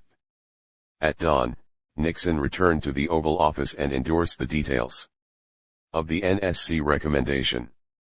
By noon, Brezhnev, in full retreat, replied to the President, altering his demand for joint military intervention with a counter-proposal for both nations to send a limited number of observers to report on the ceasefire. In a press conference, Nixon summed up what had taken place, emphasizing American opposition to the introduction of Soviet forces into the existing conflict as well as our willingness to play a major role in the quest for peace. What had prompted Brezhnev's retreat? His decision was in keeping with the general pattern of Soviet conduct during the entire 1973 crisis, which was careful to support its Middle Eastern partners diplomatically and materially by an airlift, but to avoid compromising détente by confronting the United States militarily. It may also have foreshadowed the weakening of purpose and more general economic and societal decline that would culminate 18 years later in the fall of the Soviet Empire. The Middle East peace process. For any peace process in the region to have a chance of moving forward, the first task was to bridge the apparently irreconcilable preconditions of the warring parties. Israel insisted on diplomatic recognition as a precondition for ending hostilities. Egypt and Syria's prerequisite was for Israel to agree to return to the frontiers of 1967. Neither side accepted the precondition of the other, and each side rejected an interim agreement as a starting point. These were not the only complications. If all parties to the ceasefire, including the Soviet Union, were to participate in a peace process, the most intransigent would hold a veto at the resulting conference, giving the Soviets or radical Arab states an opportunity to stymie the West in pursuit of their Cold War purposes. Nonetheless, we decided to legitimize the negotiations by means of a multilateral conference involving all parties. Were a deadlock to develop, however, we would transform the process into a step-by-step enterprise with those parties that were prepared to proceed. A conference was set for Geneva for December 22, 1973, inviting all the parties to the ceasefire. Assad refused to attend. Sadat, unwilling to become subject to a Soviet veto, took the diplomatic lead in urging a step-by-step approach. Israel insisted on a parallel course of action, based on a series of mutual concessions, a process later described by Prime Minister Yitzhak Rabin as trading a piece of land for a piece of peace. There was no possibility at this stage of an overall agreement, and it was the only meeting. A step-by-step approach followed. A number of Middle East agreements were reached, with American mediation, during Nixon's presidency. In January 1974, Egypt and Israel struck a disengagement agreement that created a buffer zone along the Suez Canal, separated the military forces and placed restrictions on their military movements and arsenals in each zone. In June 1974, an essentially military disengagement agreement was reached between Syria and Israel. Its technical and observable provisions were based on proscribing either side's deployment of heavy weapons within range of the other's front line. This limitation has proved sufficient to maintain essential mutual restraints between the two countries for the half-century since the disengagement agreement was negotiated, including during the Syrian civil war that began in 2011. These agreements were made possible because all of the parties involved accepted the step-by-step approach and also because they came to trust America in the mediator's role. All parties had to make sacrifices in accepting this route, Egypt and Syria, to modify the demand for return of the territories they considered their own as an entrance price into negotiations, Israel, to give up ground in the Sinai and its forward positions in Syria in return for pledges of peace that would be, by definition, reversible. In 1975, these agreements were augmented by another Egyptian Israeli agreement in which Israeli forces would withdraw to Sinai's mountain passes in return for Cairo's offering political concessions that would open the Suez Canal and include Israeli transit of it. The agreement was to be supervised by a U.S. radar post in the Sinai. By the end of 1976, Egypt and Israel were negotiating an end to their state of belligerence in return for a further Israeli withdrawal from the passes in the center of Sinai to a line running from Ras Mohammed to El Arish, which is 20 miles from the Egyptian-Israeli border. The Kremlin's acquiescence in this process constituted a major geopolitical transformation in a strategically important region where the USSR had very recently appeared ascendant. It was also a vindication of linkage and of Nixon's approach to negotiations. During the crisis, the diplomacy of détente enabled a constant channel of communication with Moscow, serving to prevent unnecessary collisions. Even more importantly, this diplomatic approach gave the Soviets a stake in other issues that they were reluctant to jeopardize, including talks over the status of Berlin and what would become the 1975 Helsinki Accords. In 1979, a formal peace agreement between Israel and Egypt was signed in a dramatic ceremony on the White House lawn by President Carter, Israeli Prime Minister Begin and President Sadat. The peace process, sketched in 1974 at breakfast meetings in Nixon's private office, had been fulfilled. Bangladesh and the interlocking Cold War. In the second half of the 20th century, the international system, based on European equilibrium in the 19th century, was once again transformed, in a development foreshadowed a century earlier by the rise of an industrializing Japan.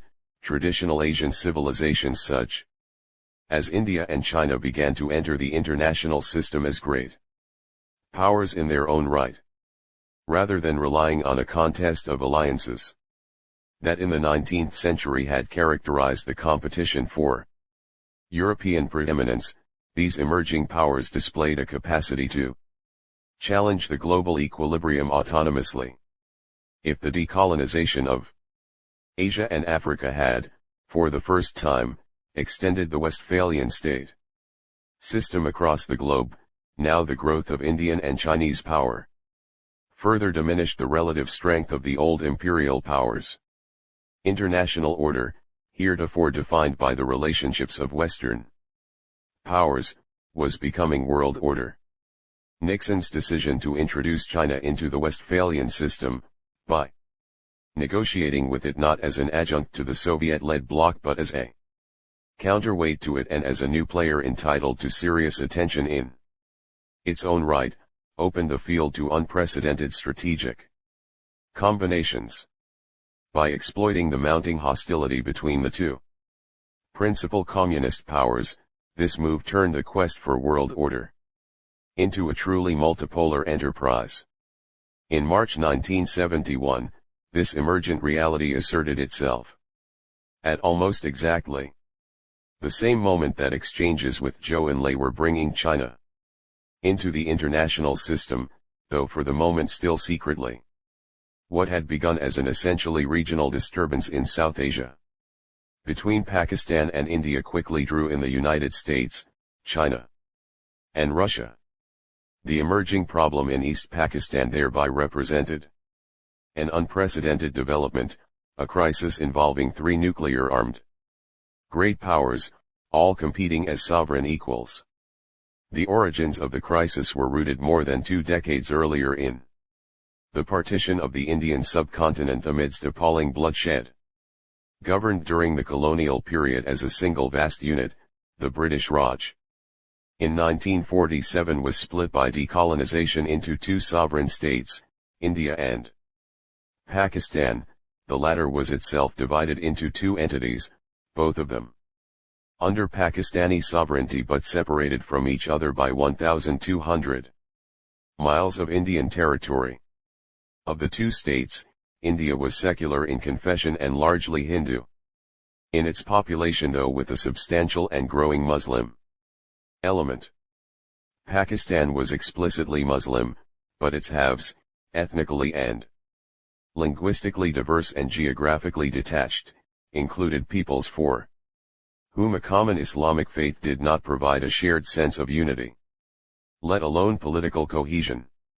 This divided Pakistani state was ruled from Islamabad in West Pakistan, where the Punjabi plurality dominated the national army and other significant institutions of governance. Historically, the largely Bengali population of East Pakistan had been split into a variety of factions which the central government in Islamabad regularly played off against one another. But in January 1969, a mass protest broke out in East Pakistan that would lead to the declaration of a new independent state, Bangladesh, on March 26, 1971. The beginning of the crisis did not immediately elicit a strategic reaction from any of the major international players, with the exception of India. In October 1970, President Yahya Khan of Pakistan called on Nixon in connection with a session of the UN General Assembly, the same occasion when he would undertake to pass along to Beijing the president's expressed interest in an opening to China. He told us he intended to hold an election in December, from which he expected East Pakistan to emerge divided among factions, allowing him to continue exploiting divisions among the Bengalis. But the December 1970 elections produced the opposite of Yahya Khan's expectations. In East Pakistan, the Awami League, a political party dedicated to Bangladeshi autonomy, achieved an absolute majority. By the following March, order in East Pakistan had broken down, and its independence, or, as West Pakistan saw it, secession, had been proclaimed under the leadership of Sheikh Mujibur Rahman. Seeking to restore control in East Pakistan through systemic violence, Yahya Khan now abolished the electoral system and declared martial law. The result was appalling bloodshed and a torrent of refugees fleeing from East Pakistan, mostly across India's borders. While Islamabad treated the whole issue as a domestic matter and rejected foreign interference, India saw the crisis as an opportunity to end its strategic encirclement. Claiming that the growing number of Bangladeshi refugees on its soil strained its finances, it began organizing them as anti-Pakistan guerrillas. In the United States, news of the conflict's devastating human toll made an immediate impact as the struggle in distant South Asia merged with the existing domestic debate over the character of American power and the moral issues raised by Vietnam. The Nixon administration fell under passionate criticism because its response did not involve, as many desired, publicly condemning West Pakistan with great intensity. American discourse about the situation in East Pakistan continued to be dominated by human rights advocates, some of whom took to the pages of the major newspapers to urge Nixon to adopt largely symbolic gestures. Proposals ranged from supporting a UN fact-finding mission and Red Cross presence in East Pakistan to suspending all U.S. military and economic aid to West Pakistan. 71 for U.S. decision-makers at the time. However, the calculus was much more complex. West Pakistan was already amply armed, and tragically neither an arms embargo nor a suspension of aid would divert Pakistani leaders from turning their army on the people of East Pakistan.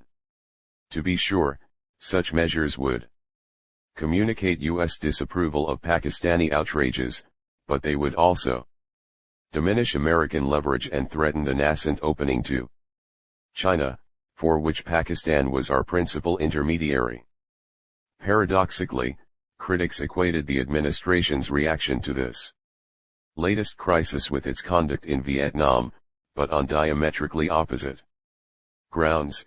In East Pakistan, the fault was asserted to be the absence of U.S. intervention in a faraway crisis, described as if America condoned the iniquity. In Vietnam, America was condemned for its continuing involvement. Washington's reticence to become publicly involved in the crisis had little to do with insensitivity, though some internal discussions did not reflect moral elevation. The Nixon White House was focused on the opening to China, and the tragedy unfolding in East Pakistan coincided with and complicated our communications over the date and agenda of my impending secret trip to Beijing. Moreover, Pakistan was a U.S. treaty ally through the SEATO, Southeast Asia Treaty Organization agreement negotiated by Secretary of State John Foster Dulles in 1954. No Nixon policy was ever as one-dimensional as was ascribed to us in The evolution of the Pakistan crisis, which was blamed on his dislike of India's Prime Minister, Indira Gandhi.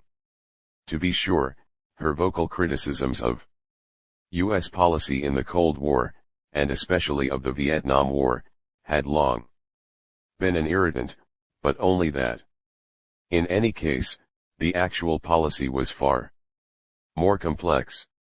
As soon as the crisis began in early March, the NSC staff concluded that the probable, and desirable, outcome was East Pakistan's autonomy and eventual independence.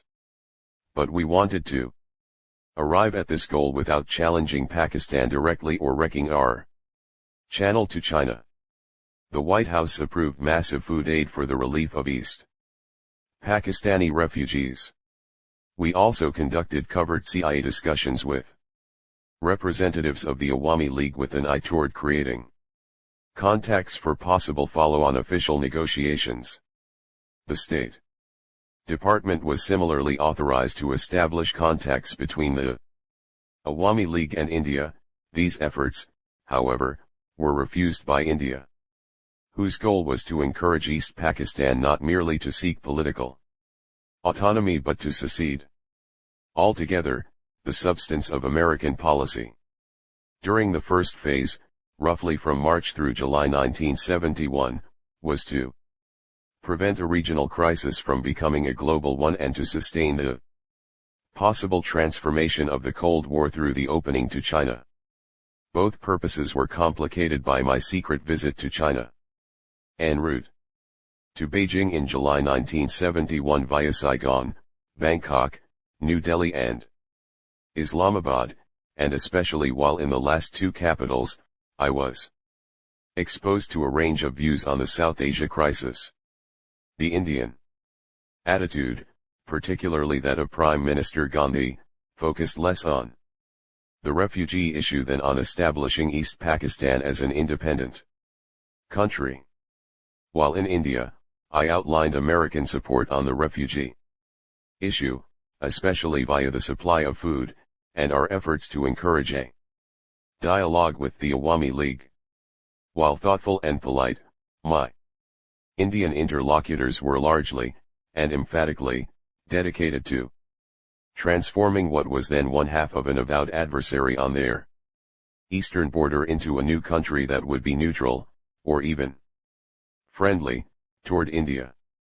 In my report to Nixon, I raised the possibility that India might act on its professed geopolitical views and resolve the crisis through a decisive military intervention in East Pakistan, an aggressive step that could invite a response from China, Pakistan's longtime ally. 72.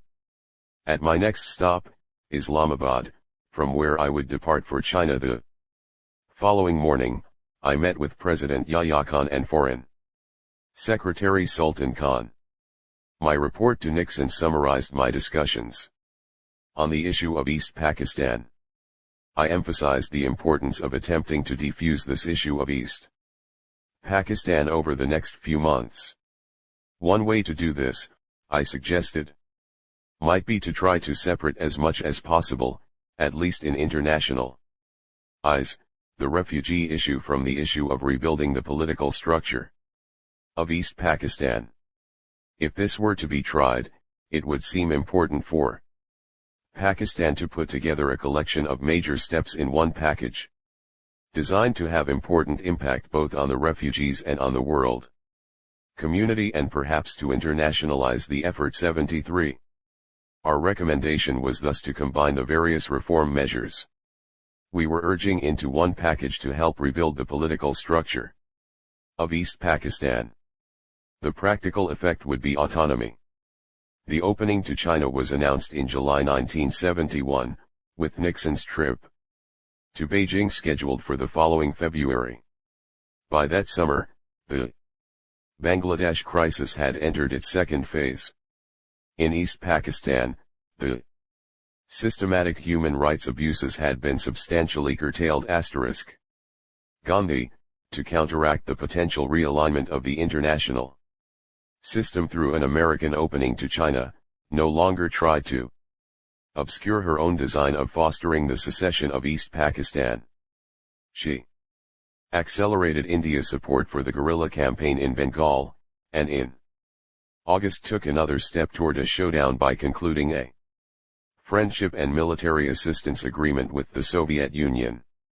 This treaty marked the USSR's first initiative in a South Asian strategy that would involve substantially expanding military aid and diplomatic support to India. 74 It was a direct answer both to China and to American strategy, transforming the conflict in Bangladesh from a regional and humanitarian challenge into a crisis of global strategic dimensions, exactly as we had been keen to avoid.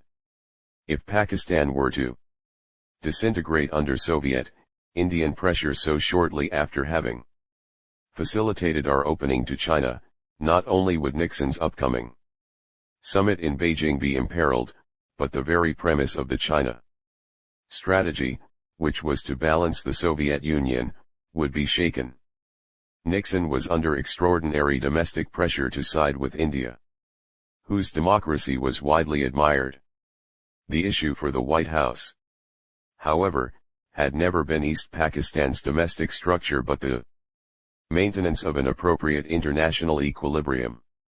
I emphasized this point to Indian Ambassador Lakshmi Jha during a series of meetings over the summer of 1971. On August 9, I reported to Nixon the following conversation with Jha. The American interest was in a strong, self-reliant independent India. East Bengal would be gaining autonomy even without Indian intervention. We, in turn, had no interest in the subcontinent except to see a strong and developing India and an independent Pakistan. Indeed, there was a difference in our approach to India and in our approach to Pakistan. India was a potential world power, Pakistan would always be a regional power. For all these reasons, the problem would sort itself out if we separated the issue of relief from that of refugees and the issue of refugees from that of political accommodation. The ambassador said that he had no difficulty separating relief from refugees, but he saw no way of separating refugees from political accommodation. 75. On September 11, with tensions mounting, I repeated the U.S. position to Ambassador Jha. We had no interest in keeping East Bengal a part of Pakistan. We did have an interest in preventing the outbreak of a war and preventing that issue from turning into an international conflict. As for the rest, we would not take any active position one way or another. 76. As the crisis mounted, it began to show certain parallels to the weeks before the outbreak of the First World War, with two coalitions of great powers confronting each other over a regional conflict that, at its beginning, did not affect them. From the American point of view, we held that it would be undesirable to humiliate Pakistan so soon after it had enabled our initiative to Beijing. It was also important to preserve the strategic design that underlay the visit to China by Nixon, namely, to ease Soviet pressure globally and rebalance the international order. Allowing the Soviet Union to make inroads into South Asia through its new alliance with India would undermine that second objective. But our immediate, overriding goal was to prevent the outbreak of war on the subcontinent. In October 1971, Yahya Khan again paid a visit to Washington, during which Nixon raised the subject of autonomy for East Pakistan. Shaken by the military deployments all around Pakistan and by international disapproval, Yahya Khan promised autonomy for East Pakistan following the establishment of a constituent assembly planned for March 1972. We interpreted autonomy for East Pakistan as a prelude to the early emergence of an independent Bangladesh. Following Yahya Khan, there came a disastrous visit by Gandhi to Washington on November 3–6, 1971. The intractability of the issues was compounded by the two leaders' reserve toward each other.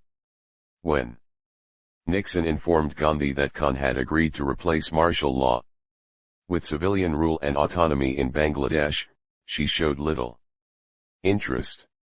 She was invested in an independent Bangladesh, not an autonomous region sponsored by the United States. A brilliant and hard-boiled realist, she had come to the conclusion that the existing balance of forces would enable her to impose India's preferred strategic outcome. On December 4, in the aftermath of these coldly formal White House meetings, India invaded East Pakistan, reshaping the conflict once again, and ushering it into its third and final phase. Like Sada 2 years later, Gandhi understood how the unilateral use of force could transform the terms of an eventual settlement. While East Pakistan had been drifting inexorably toward autonomy, which seemed likely to lead to independence under the impact of superior Indian forces, Nixon had confined public criticism to statements in the UN about India's disregard for internationally recognized borders. But when Gandhi decided to settle the territorial disputes along India's western border by measures against the Pakistani-occupied portion of Kashmir, the Himalayan province that had itself been partitioned in 1947, with India holding the larger and most historically significant part, Nixon became increasingly active. India, backed by Soviet military and diplomatic aid, had the capacity to dismember Pakistan province by province. And if Pakistan were on the verge of dissolution as a result of an Indian-Soviet alliance, China might become directly involved in the fighting, leading to a major war that would rend the global order. In any event, such a sequence of events would demonstrate a kind of American irrelevance in a strategically important region. Nixon had been prepared to leave East Pakistan's domestic evolution to the internal leadership of Bangladesh, which sought independence. But he drew the line at Indian-Soviet collusion threatening West Pakistan's existence. Characteristically, he permitted no ambiguity about the American position. To convey that the United States had a commitment to strategic balance in South Asia, he ordered a task force of the 7th Fleet, led by the aircraft carrier USS Enterprise, to move to the Bay of Bengal. He also authorized me to hint in a background briefing that success at the forthcoming Moscow summit would depend on the Soviet Union's conduct in the South Asian crisis, implying a readiness to suspend the summit in case of Soviet challenges. To bring matters to a head publicly, Nixon made a formal proposal to all parties for an immediate ceasefire. A dramatic moment of decision had arrived, 2 months before the Beijing summit and 5 months before the Moscow one.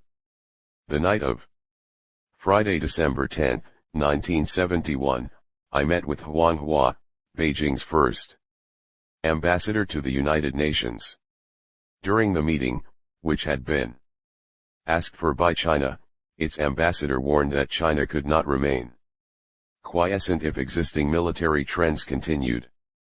On Sunday morning, the tension heightened when he requested another meeting, which raised concerns that its purpose might be to inform us of some Chinese military move. The request arrived when Nixon and I were about to leave for a flight to the Azores to meet with French President Georges Pompidou to discuss America's recent abandonment of the gold standard. Nixon did not think he could cancel the meeting on such short notice without causing a financial panic and asked me to accompany him should the situation on the subcontinent intensify. So Alexander Haig, then my deputy, represented America in the second meeting with Huang Hua. What to say if China announced military action? And if the Soviet Union responded? Nixon instructed Haig to use the formula that we had employed for Israel during Syria's 1970 invasion of Jordan, Haig was not to make specific comments but was authorized to say that America would not be indifferent to a Soviet military move. In the event, the instructions did not need to be used. The Chinese message merely repeated the same warning from 2 days earlier, now softened by support for our ceasefire proposal. On Thursday, December 16, 1971, India proclaimed a ceasefire in the Western Theater, at least in part as a response to Nixon's Appeal 77. The resolution of the conflict proved to be a turning point in the Cold War, though it was not recognized as such at the time nor widely today. India's offer of a ceasefire resulted in part from Nixon's willingness to use military signaling and high-level diplomacy to rebalance the strategic equation and thereby to defuse the crisis. His conduct risked planned summits with both Beijing and Moscow. Concurrently, it demonstrated willingness to use American power with resolve for geopolitical purposes, a lesson that was also not lost on traditional allies. The Bangladesh crisis is often described in terms of the 1960s debates over America's moral duties in the world. It can also be seen as the first crisis over the shape of the first genuinely global order in world history. In both respects, moral and strategic, the relatively swift conclusion to the East Pakistan crisis, in less than a year, in a manner favorable to world order and humane values, contrasts sharply with the Syrian civil war, which lasted more than a decade from 2011, not to mention the ongoing civil conflicts in Libya, Yemen, and Sudan.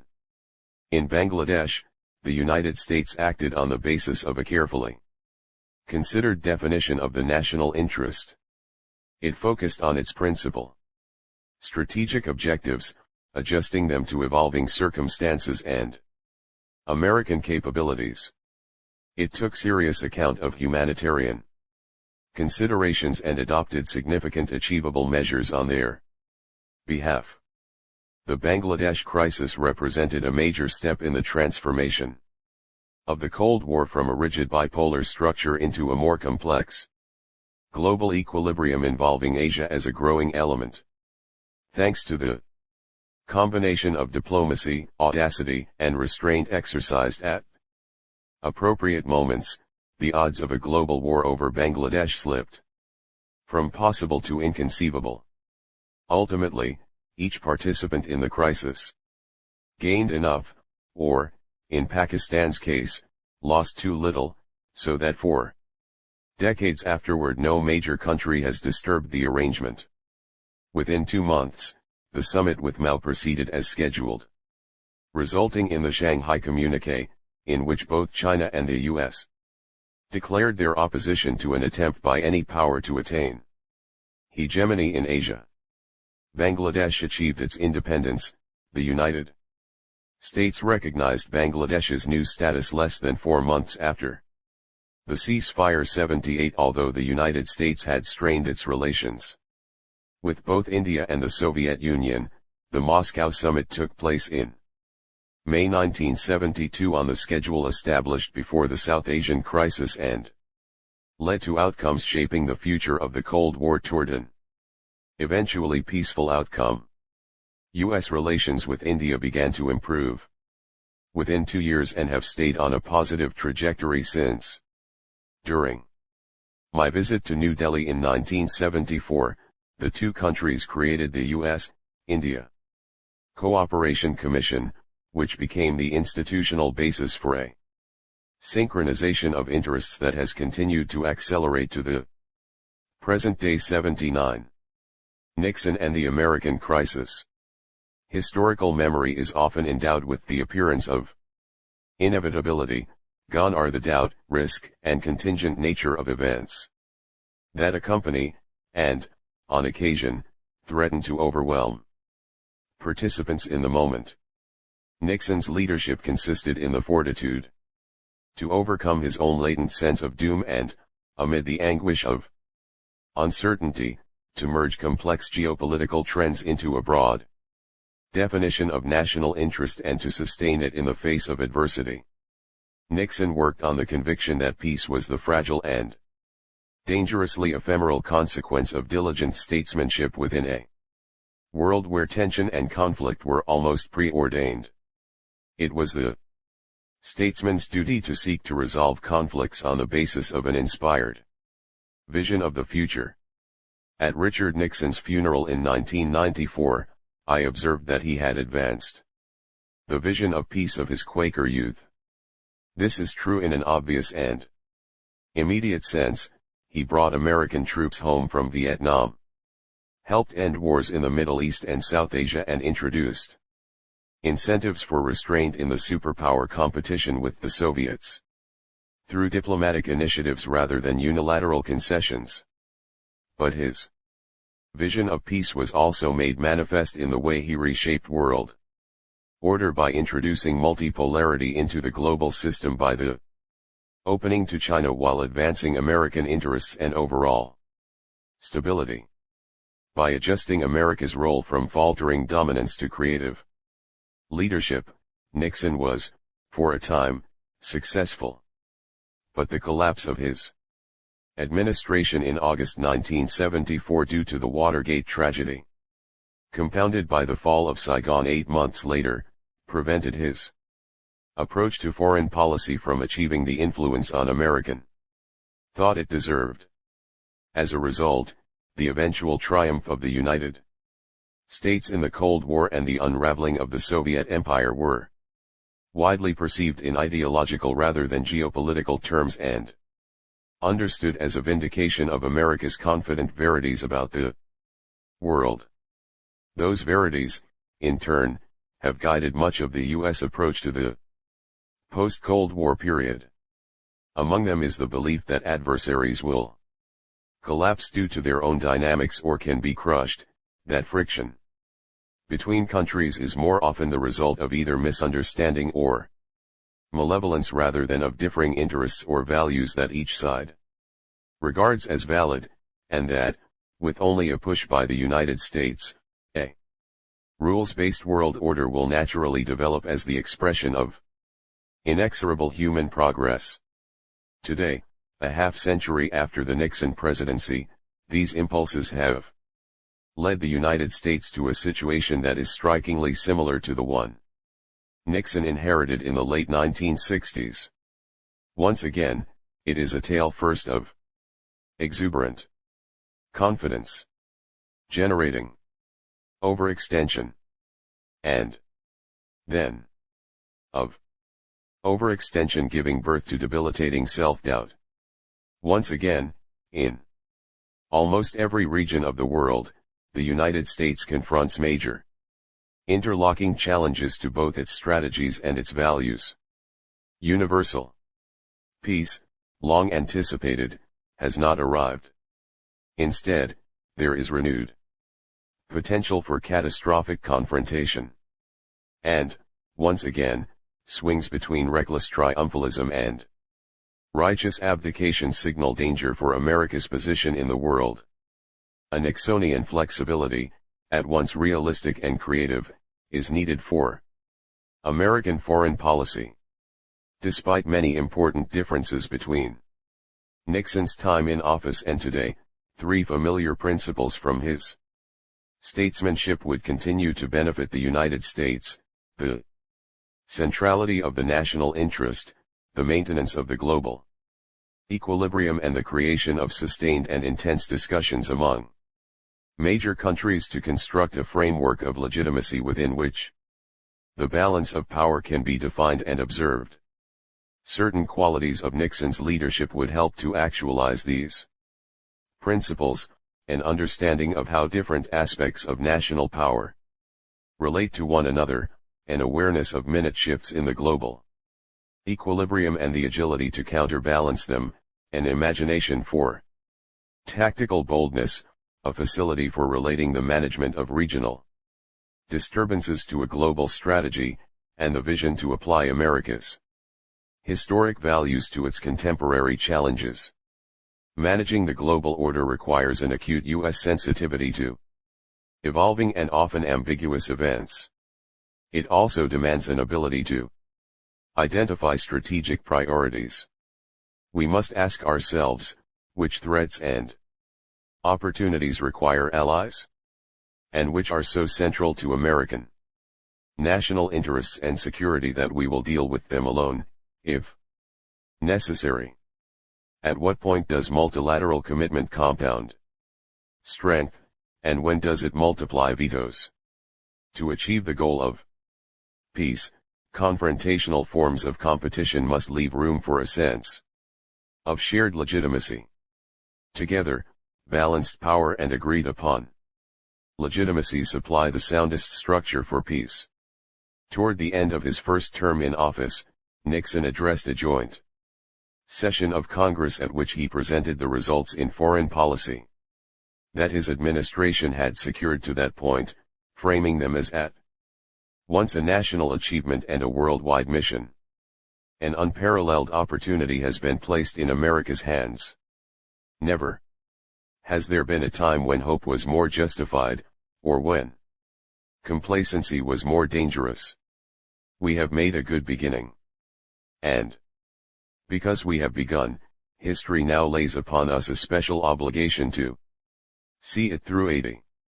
The essence of Nixon's diplomacy lay in his disciplined application of American power and national purpose after it had been on the verge of being consumed by domestic controversies.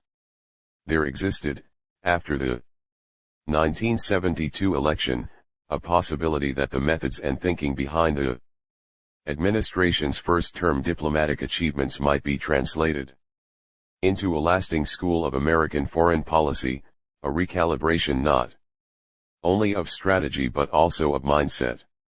In this scenario, America's exceptionalism would be understood to owe as much to the deft and measured exercise of its inherent strength as to its determination to validate its founding principles. But only 2 weeks after Nixon delivered this speech, there was a break-in at the Watergate. 4. Anwar Sadat, the strategy of transcendence. The special quality of Anwar Sadat. The 6 leaders discussed in this volume are akin in their commitment to securing a new purpose for their respective societies, and in each case seeking to relate that purpose to a meaningful tradition. Even when their legacies have been controversial, 5 of them have been recognized by posterity and incorporated in the history of their countries. It was different with Anwar Sadat, President of Egypt from 1970 to 1981. His triumphs were mainly conceptual in nature, and their implementation was truncated by his assassination. His regional heirs, scant in number, adopted only the practical rather than the visionary aspects of his efforts and did not display the single-minded courage with which he had infused them. As a result, his great achievement, peace with Israel, is remembered by few, and his deeper moral purposes ignored by almost all, even though it formed the basis of the Israeli-Palestinian Oslo Accords, peace between Israel and Jordan, and Israel's diplomatic normalization with the United Arab Emirates, Bahrain, Sudan and Morocco. During a period of seemingly intractable regional conflict and diplomatic deadlock, Sadat's contribution was a bold vision of peace, unprecedented in its conception and daring in its execution. Unimpressive in his earlier life, a revolutionary in his formative years. Seemingly only a secondary figure even after achieving high national office and not taken seriously upon his rise to the presidency, Sadat put forward a concept of peace, the promise of which remains to be fulfilled. No other contemporary figure in the Middle East has professed comparable aspirations or demonstrated the ability to realize them. His brief episode thus remains a stunning exclamation point in history. As President of Egypt, Sadat did not fit the mold of his regional contemporaries, national leaders dedicated to uniting the Arab Middle East and North Africa under a single banner. Unlike his charismatic predecessor Gamal Abdel Nasser, his histrionic Libyan neighbor Muammar Gaddafi, or the dour military realist Hafez al-Assad of Syria, Sadat, after exploring their approach to the international system, shifted dramatically to the methods of diplomacy practiced in the West. His strategy prioritized national sovereignty and alignment with the United States over the pan-Arab nationalism and non-alignment then sweeping the Arab and Islamic world. To his strategic imagination Sadat added extraordinary human qualities, fortitude, empathy, audacity, and a gravitas, at once practical and mystical. His policies flowed organically from his personal reflections and his own interior transformations. This chapter is an effort to trace those evolutions, to understand how he inoculated himself against the conventional wisdom of his time and thus transcended ideologies that, for decades, had contorted the Middle East and bled Egypt dry. The impact of history. Egypt's history endowed it with an exceptional sense of continuity and civilizational wholeness. For millennia, the Nile Valley north of Aswan has remained the core of the country's territory. And in spite of 23 centuries of nominal foreign rule, first under the Ptolemies and then under Romans, Byzantines, a succession of caliphs, Mamluks, Ottomans and finally the British, Egypt has typically been able to wrest local control from its ostensible conquerors. Though never fully independent since the days of Alexander the Great, Egypt also never fully acquiesced as a colony. Instead, it was a civilization practicing eternity in a pharaonic guise. Such a distinctive character would always proclaim more than merely provincial stature. In this sense, Sadat's primary mission, before and during his presidency, was an expression of the aspiration of Egyptian civilization to secure lasting independence. Despite its continuity, Egypt has for centuries vacillated between two civilizational identities. One originated with the ancient Mediterranean kingdom, based in Egypt, of the Ptolemaic dynasty, which was oriented toward Greece and Rome. Within that framework Egypt held a prominent place during the Hellenistic period and the early Roman Empire. Alexandria served as a central entrepot of the ancient world, and the fertile banks of the Nile produced much of the Mediterranean basin's grain. The country's second, more recent identity, that of an Islamic state oriented toward Mecca, was rejuvenated by 18th and early 19th century expansionists such as the Mamluk Ali Bey and the Ottoman military commander Muhammad Ali, who aimed at influencing and conquering Arabia and the Levant.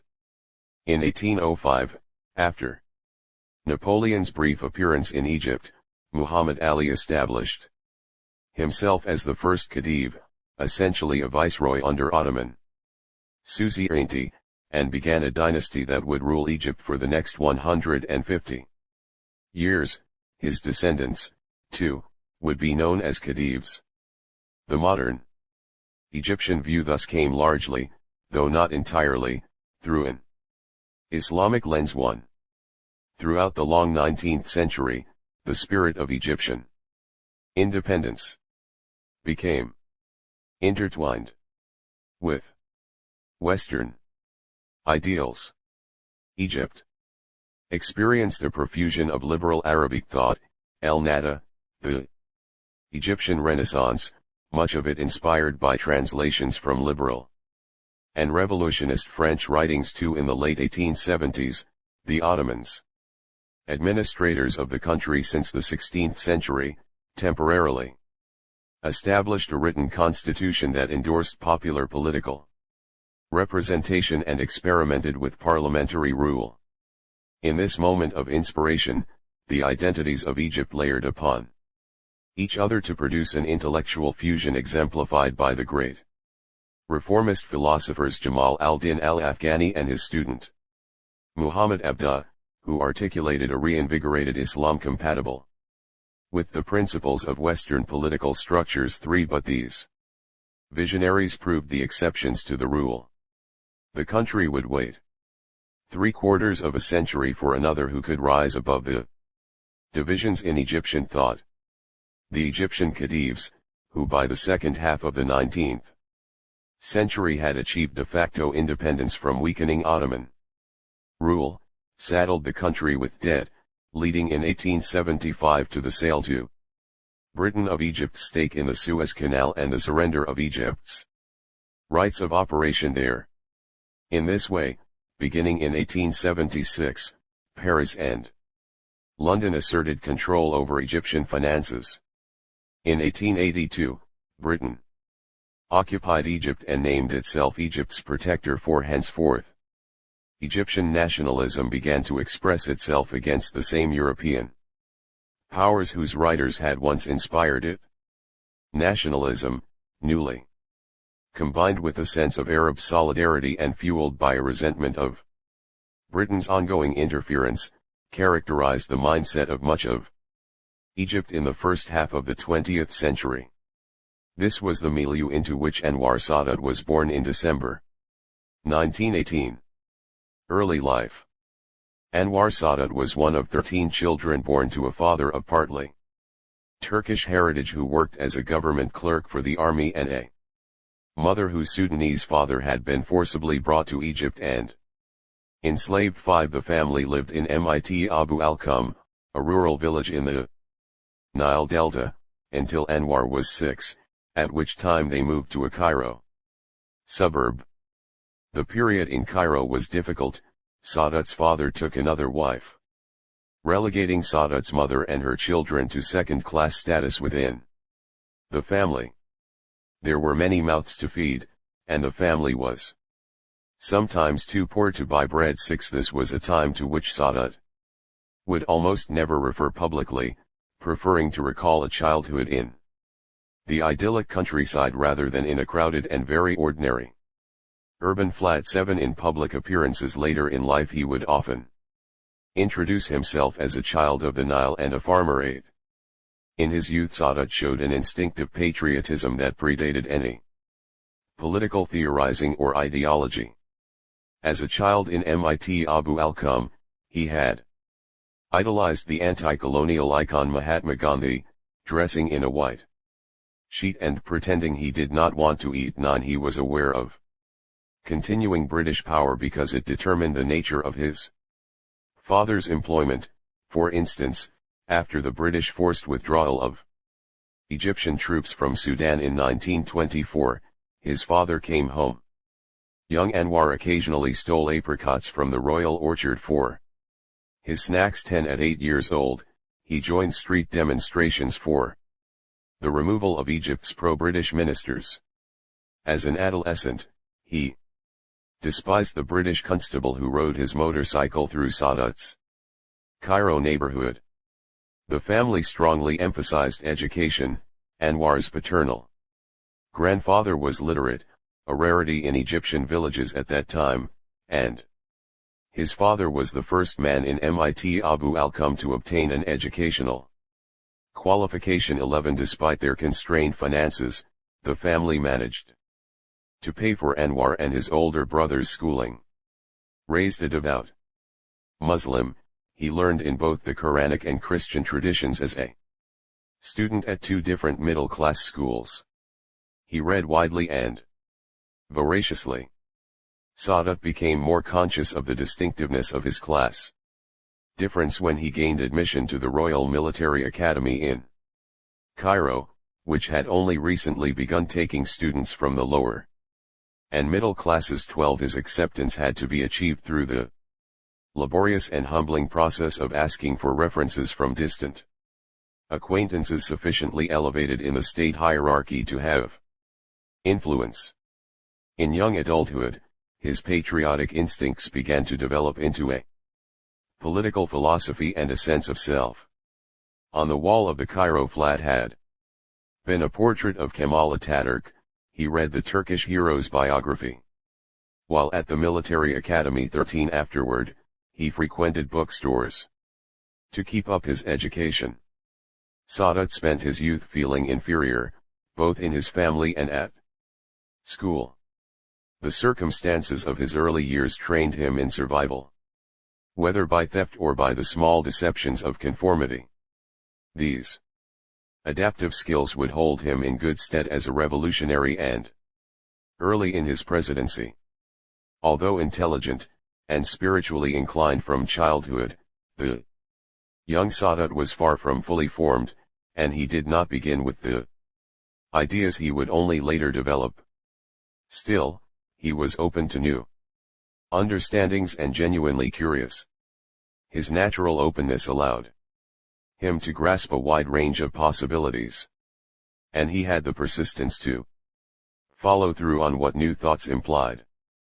Sadat's adolescence and early adulthood unfolded against a backdrop of contradictory political trends.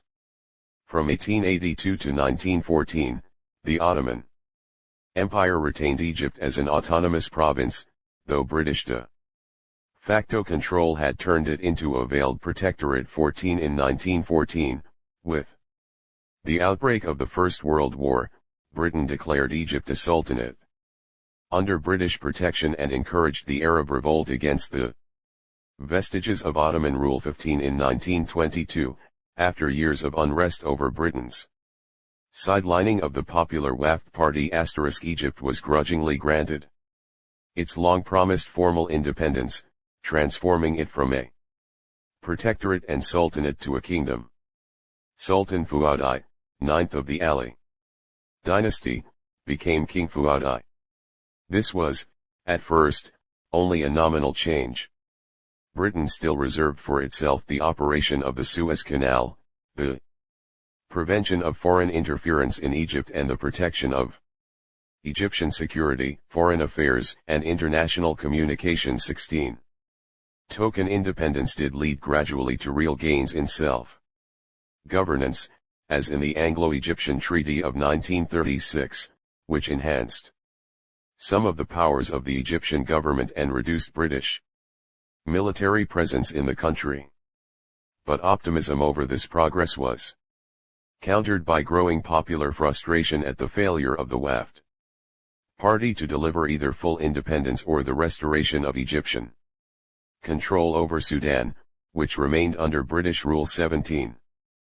Public despair of reform and opposition to the British reached a crescendo in February 1942, when British troops and tanks surrounded the Abdeen Palace, forcing King Farouk, Fuad's successor, to approve a government selected by the British. 18 Egyptian nationalists later pointed to the humiliation of the king as a direct cause of the revolution. In the following decade. 19. The principles espoused by revolutionary groups in Egypt appealed to Sadat's earliest religious and political convictions. Believing in an Islamic Egypt. 20 He idolized Sheikh Hassan al-Banna, the founder of the Muslim Brotherhood, and met with him. 21 Al-Banna also held an uncompromising stance on achieving real independence. Thanks to his Sudanese heritage, Sadat came to regard the continuing British rule in Sudan as a personal affront. For him, the British were criminal interlopers and Winston Churchill a thief and hated enemy who had humiliated Egypt. 22. In 1939, as a 19-year-old lieutenant fresh out of the academy, Sadat met another young officer named Gamal Abdel Nasser. Nasser had formed the Free Officers, an underground revolutionary group within the Egyptian military. Like the Muslim Brothers, the Free Officers planned to employ armed efforts to gain independence. Sadat eagerly accepted Nasser's invitation to join the movement. Sadat's anti-British fervor led him down the road of revolutionary violence. In June 1940, with the collapse of France and Italy's growing appetite for expansion, North Africa found itself a battlefield of the Second World War. Sadat, fixated on expelling the British even as his country nominally fought alongside them, took inspiration from Aziz al Masri, a prominent leader of the Arab revolt against the Ottoman Empire during the First World War. Al-Masri had partnered with the British to drive the Ottomans out of the Arabian Peninsula. 23. Drawing on al-Masri's example, treating the enemy of one's enemy as one's friend, Sadat began corresponding with and supporting German forces operating in North Africa. Stationed alongside British soldiers, Sadat nursed thoughts of rebellion. In his memoirs he would recollect that at that time, in the summer of 1941, I actually laid down the first plan for a revolution. 24. Then, in the summer of 1942, he attempted to send messages to associates of General Erwin Rommel, who was leading the Nazi offensive from Libya into Egypt. In this he was not alone. In February 1942, crowds in Cairo had shouted support for Rommel and his troops. 25. But Sadat's messages were intercepted, he was arrested by the British and imprisoned. Contemplations in prison. For the next 6 years, during the war and after, Sadat was in and out of prison, 1942-4 and 1946-8. He escaped more than once from his first imprisonment, living for these interludes as a fugitive and remaining active in the Free Officers movement. In January 1946, he was indicted on charges of involvement in the assassination of the pro-British finance minister, Amin Osman. He awaited trial for 27 months, often in solitary confinement, until his ultimate acquittal, though he would later admit that he had in fact been involved. While he was enduring imprisonment and extended isolation, the other free officers continued their activities. They built the nascent movement into a well-funded, hierarchical organization. Most, while secretly plotting revolution, remained in the ordinary ranks of the Egyptian military. Awaiting them was a shock that would transform their aims, namely, the establishment of the State of Israel on May 14, 1948.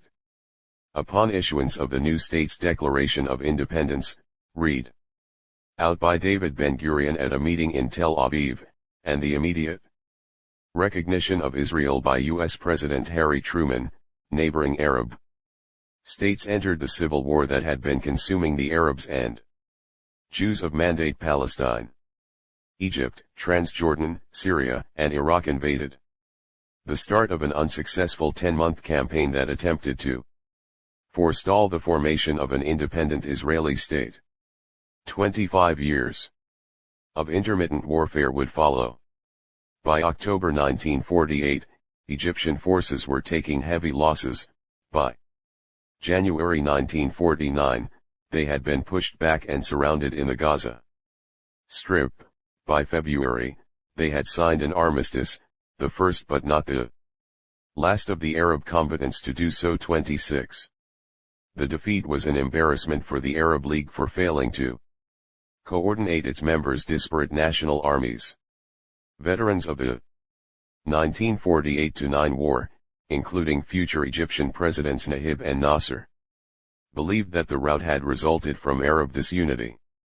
This catalyzed a new pan-Arab project, a military union of Arab states charged with confronting Israel and combating Western influence.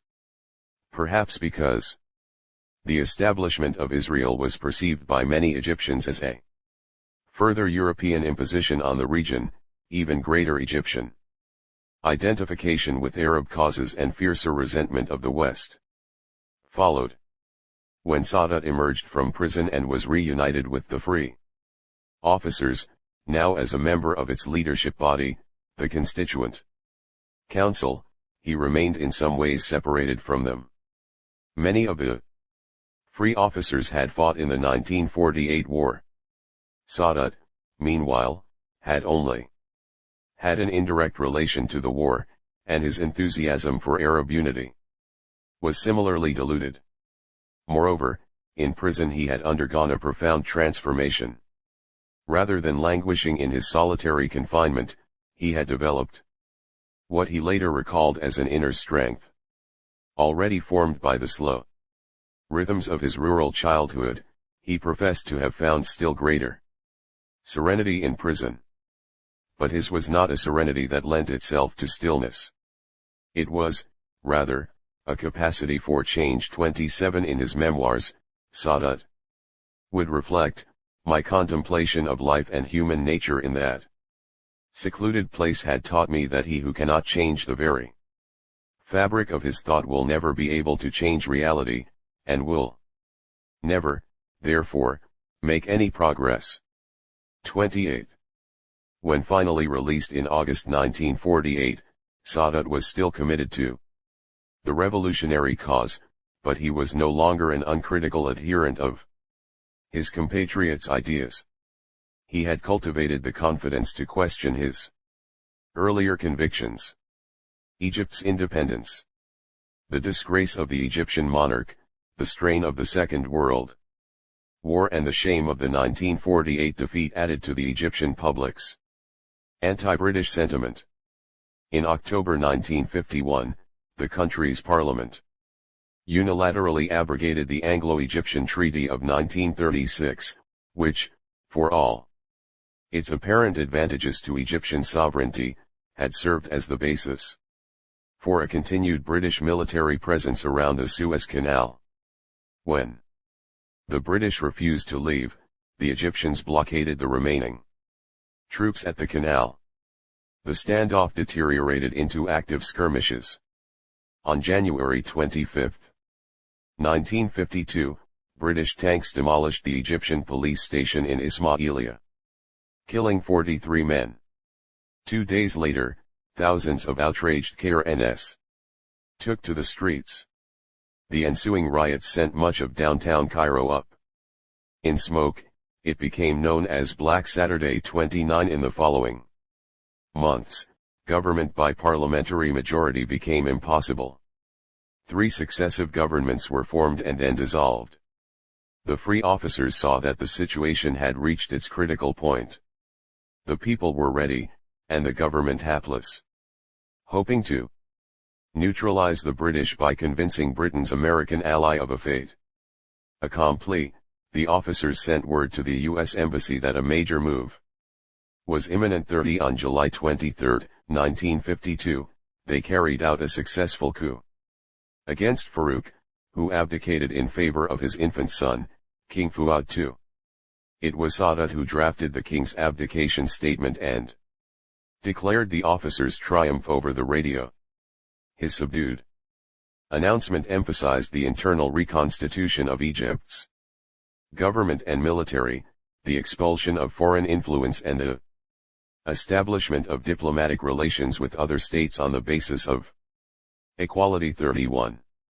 A council of regents stepped in to manage the monarchy, as was customary with an infant king. But the real power now lay with the Revolutionary Command Council, RCC, of which General Nahib was the head.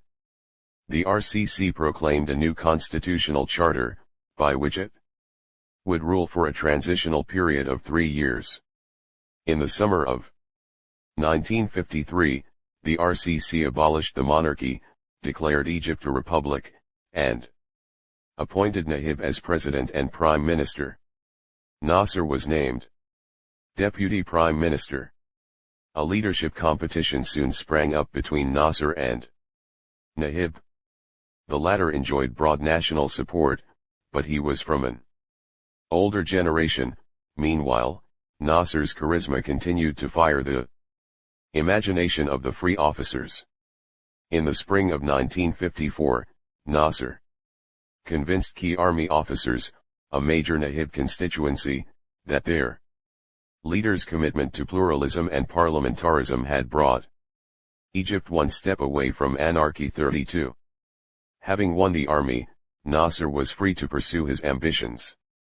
In October 1954, as he was speaking at a podium, 8 bullets were fired toward him. All miraculously missed. Unheard, Nasser finished his speech. "Go ahead and shoot me," he extemporized.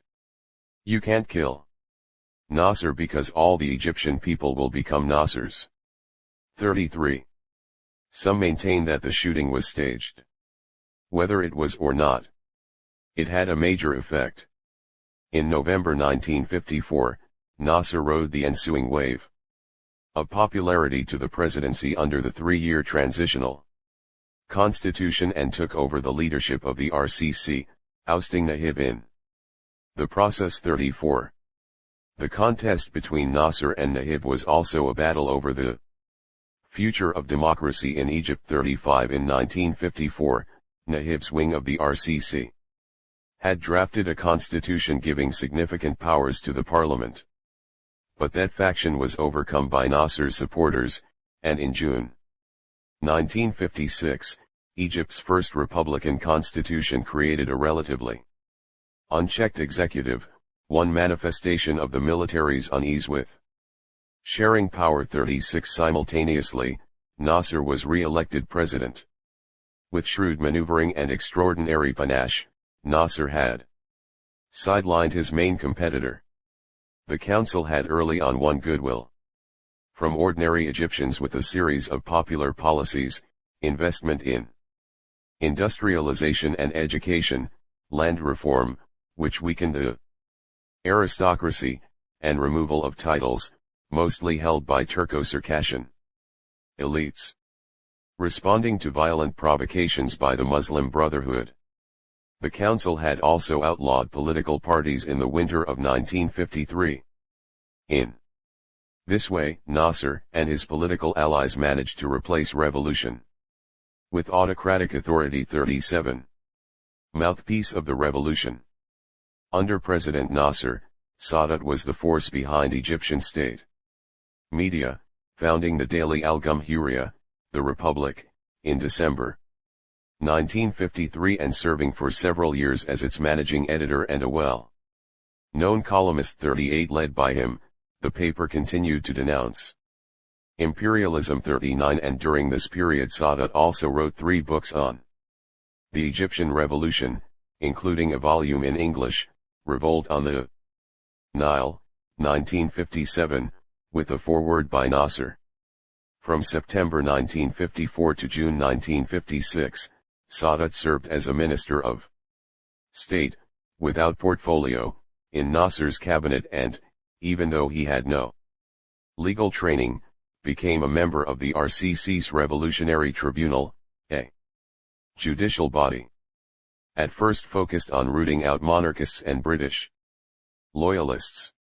The tribunal eventually turned against the Muslim Brotherhood. 40. Soon Sadat was taking on greater responsibilities. In 1957, after Nasser's consolidation of power and reintroduction of political parties within the People's Assembly, Egypt's parliament, Sadat became Secretary General of the National Union, Egypt's most powerful party, and a member of Parliament. 41. In 1960, he became Speaker of the Assembly. Despite his elevated positions, Sadat maintained a low profile over the next decade, even as he ascended to the vice presidency in 1969, he would continue to avoid drawing attention to himself. Later, after he became president, a journalist would ask if his relatively minor stature had been the reason for his good relationship with Nasser. The journalist, Sadat remarks in his memoirs, must have concluded that he was either of absolutely no consequence or else extremely cunning to avoid the friction that usually accompanied extended collaboration with Nasser. Sadat replied, "I was neither inconsequential during Nasser's lifetime nor shy or cunning at any point in mine. The matter is quite simple. Nasser and I became friends at the age of 19. Then came the revolution. He became President of the Republic. I was glad, for the friend I trusted had become president, and that made me happy. 42. Sadat was right to note that he was hardly inconsequential. Even as he avoided publicity, he played key roles in Nasser's programs, particularly in foreign policy, foreshadowing many of the efforts he would pursue as president. 43. Nasser sought to delegitimize and imprison the Muslim Brothers because they posed a political threat, but he also wanted to maintain support among Egypt's majority Muslim population.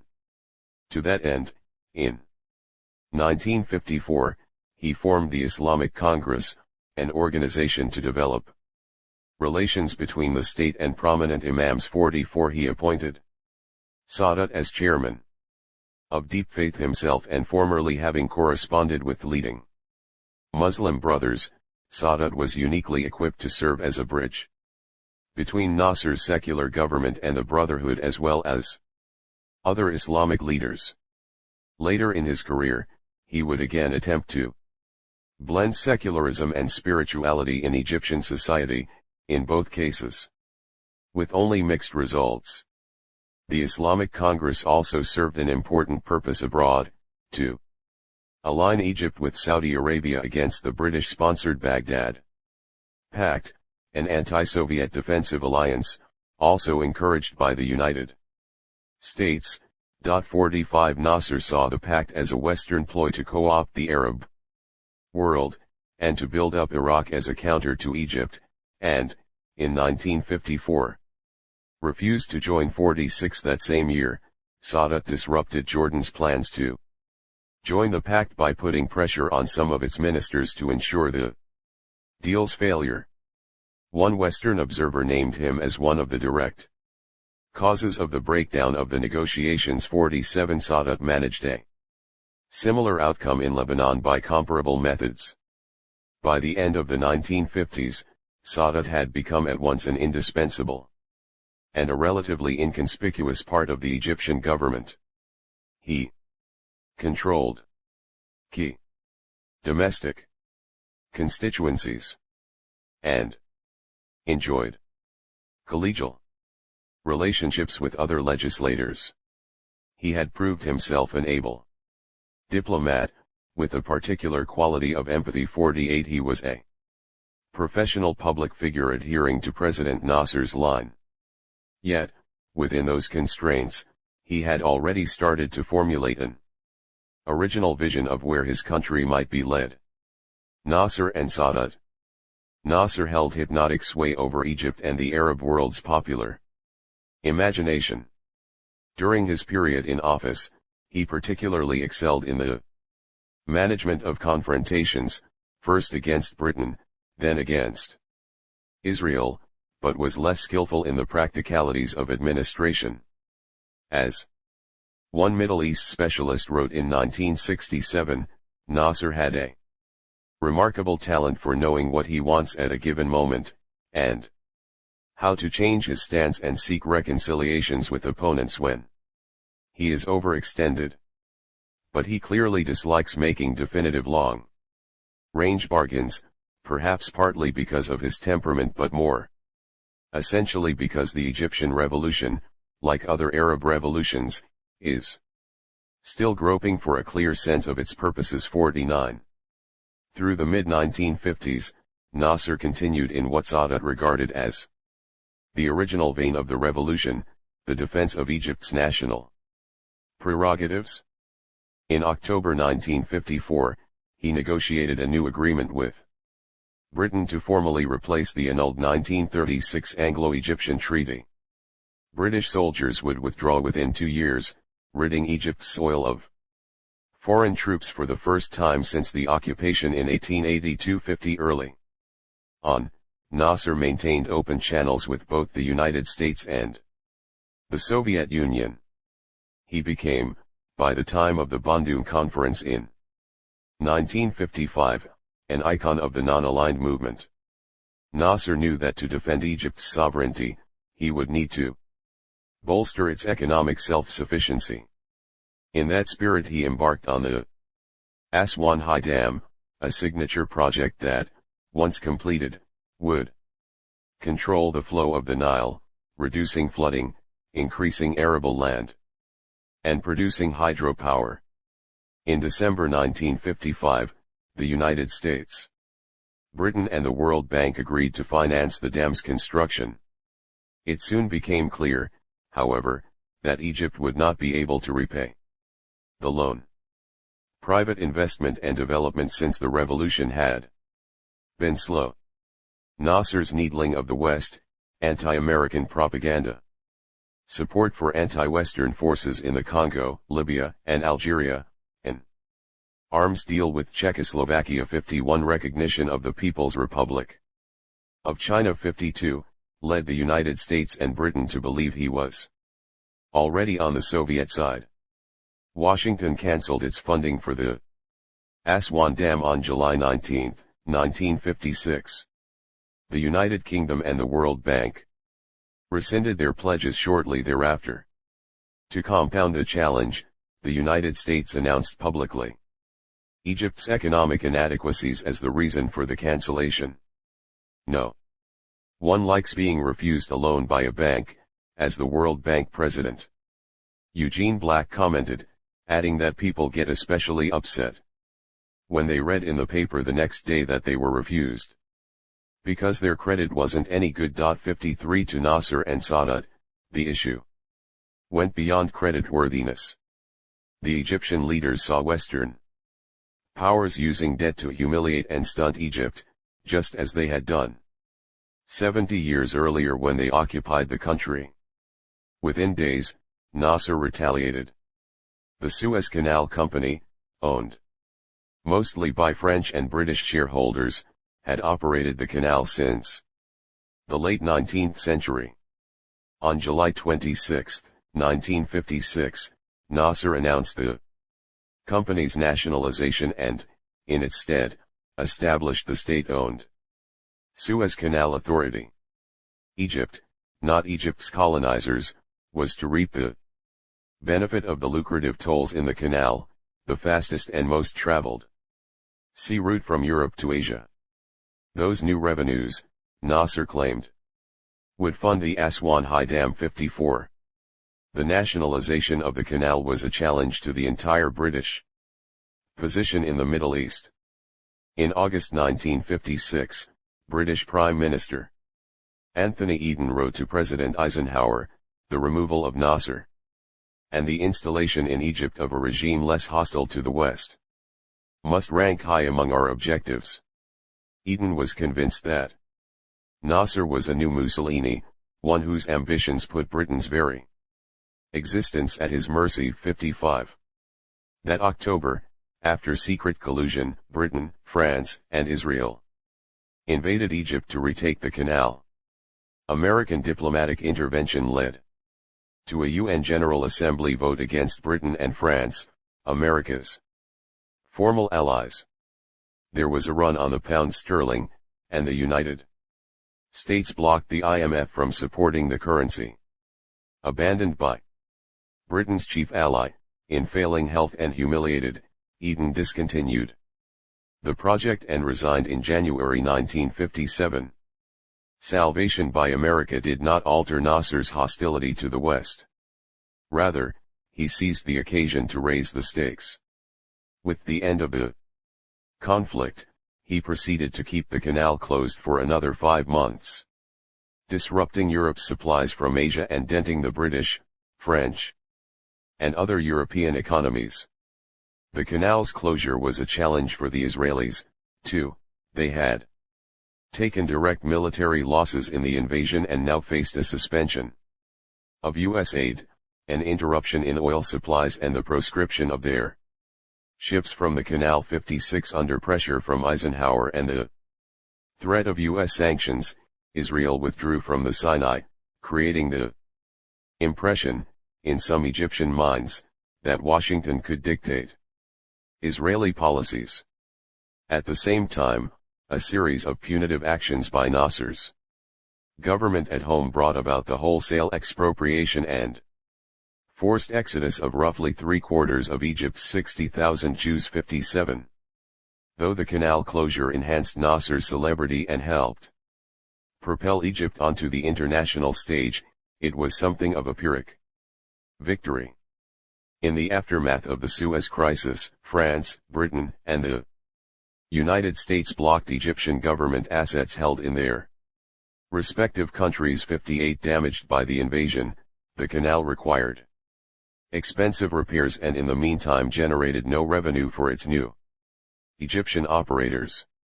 Tourism fell, businesses departed, wounds made only more painful by Nasser's sequestration in November of the Anglo-Egyptian Oil Company, several banks and insurance companies, and other European-owned entities. 59 foreign capital fled Egypt.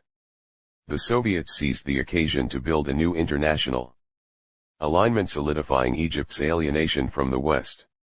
Over the next 8 years, Soviet Premier Nikita Khrushchev would pledge large loans on favorable terms, $325 million for the Aswan High Dam, followed by nearly $175 million for other industrial projects. 60 Soviet aid, military equipment and military advisors by the tens of thousands poured into Egypt. 61. In the Arab world, Nasser's nationalization of the Suez Canal Company and defense against the European and Israeli military operations had made him a hero. He relished his leadership role and cultivated it with slogans of Arab solidarity. But once he was crowned leader of the Arabs wanted him to lead for Egypt, reliant for food on foreign aid from the United States and for arms on the Soviet Union. Shouldering others' burdens was an unwelcome and infeasible project. When Syria approached Egypt with a request for union, however, Nasser could not refuse. To do so would have been to reveal the limits of his commitment to the Arab world. Thus was born the United Arab Republic, UAR, an ill-fated experiment in Arab unity that lasted just 3 years, from 1958 to 1961. Increasing pan-Arab aspirations led Nasser to involve Egypt in the Yemeni civil war, a draining, unproductive conflict later dubbed Egypt's Vietnam. Egyptian forces would not be fully extracted from Yemen until 1971. Having already overextended Egypt's foreign commitments, Nasser, in 1967, decided to challenge Israel on the basis of Soviet information, which turned out to have been faked, that Israel was about to attack Syria. Nasser closed the Straits of Tiran and moved his army into the Sinai Peninsula, which since the Suez Crisis had been in effect demilitarized. In the resulting war, the Israeli Air Force wiped out its Egyptian counterpart while Israeli troops occupied the West Bank, the Gaza Strip, the Golan Heights, East Jerusalem, and the entire Sinai. The Six-Day War, waged in June 1967 on the Arab side by the joint forces of Egypt, Syria, and Jordan, aided in certain theaters by Sudanese contingents and in others by Palestinian guerrillas, ended with Israel more than tripling its territory, placing its forces on the Suez Canal and leaving its Arab neighbors humiliated. Nasser was so embarrassed by the defeat that he resigned the presidency on June 9. Called back to office by popular demonstrations, he tried to restore his prestige by launching a war of attrition against Israel. But rather than regaining Egypt's former glory, the war in Yemen, the Six-Day War and the War of Attrition, which lasted until 1970, had the cumulative effect of draining Egypt's resources and further increasing its dependence on the Soviet Union. In 1967 and 1968, Egypt's economy contracted. 62 Domestic development lagged. Productivity remained low. A second Suez Canal closure, which would persist for 8 years, robbed Egypt of the very revenues that had motivated the canal's nationalization.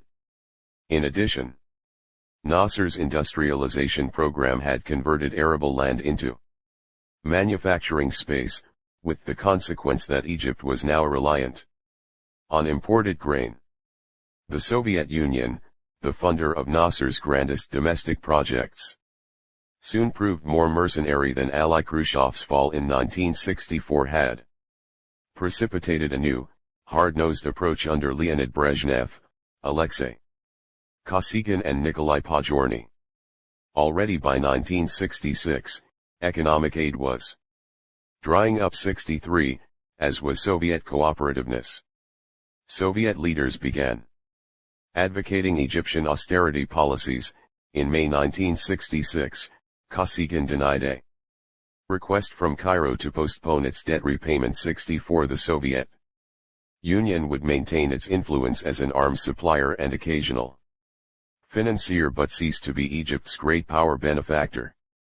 In June 1967, the Egyptian leader broke off relations with the United States over its military aid to Israel.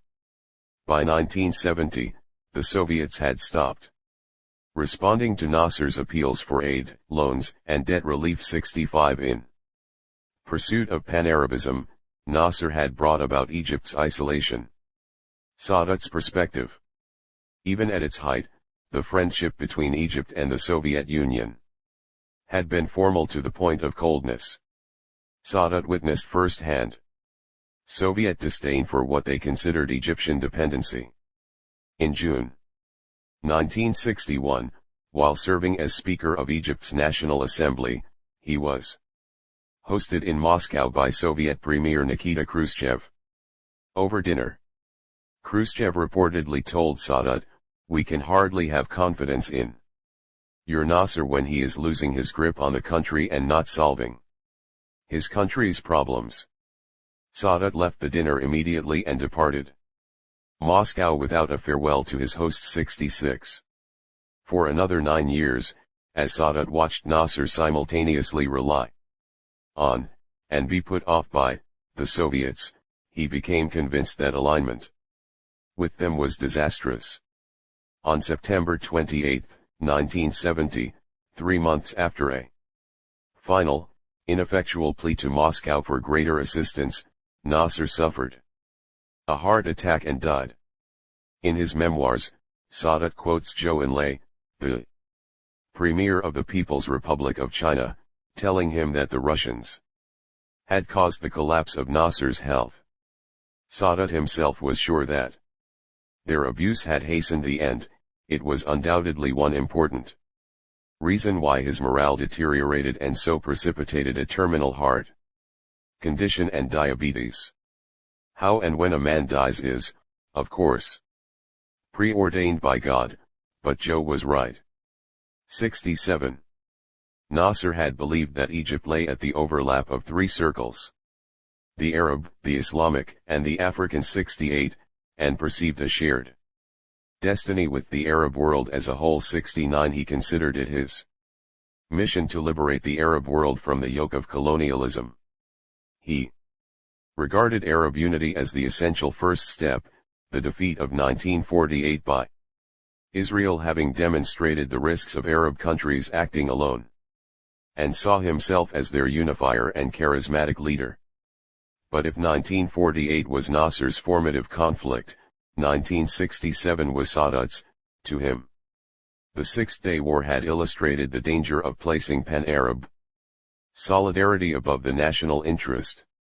For his part, Sadat felt the pull of the Mediterranean and desired Egypt's full initiation into the world system. 70. A high degree of engagement in the Arab world was a tactical obligation but not a civilizational one. In Egypt's long history, Arab ties were one of many influences. Proposals of Pan-Arabism could therefore be judged on their immediate practical merits.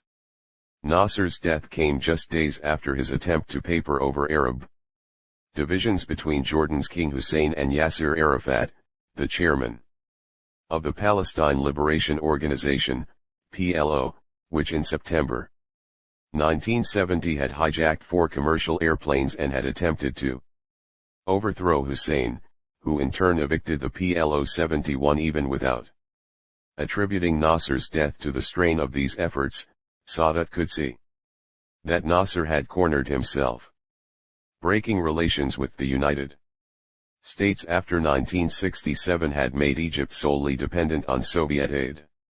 In Sadat's evolving view, alignment with the Soviet Union had brought few rewards and the freezing of Egypt's position. But any future alignment with the United States would have to be compatible with Egypt's autonomy. Even before Nasser's death, Sadat started to act on his instincts. As Nasser tilted toward the Soviets, Sadat approached the United States with statements based on straightforward calculations of the national interest. In 1959, he told the U.S. ambassador to Egypt that the American and Egyptian positions in Africa ought to be viewed as compatible. 72. In 1962 and 1963, as Egypt waded into Yemen on the side of an army-led insurrection against the ruling Imam, Sadat kept in contact with Washington, urging the United States not to intervene on the side of the royalists.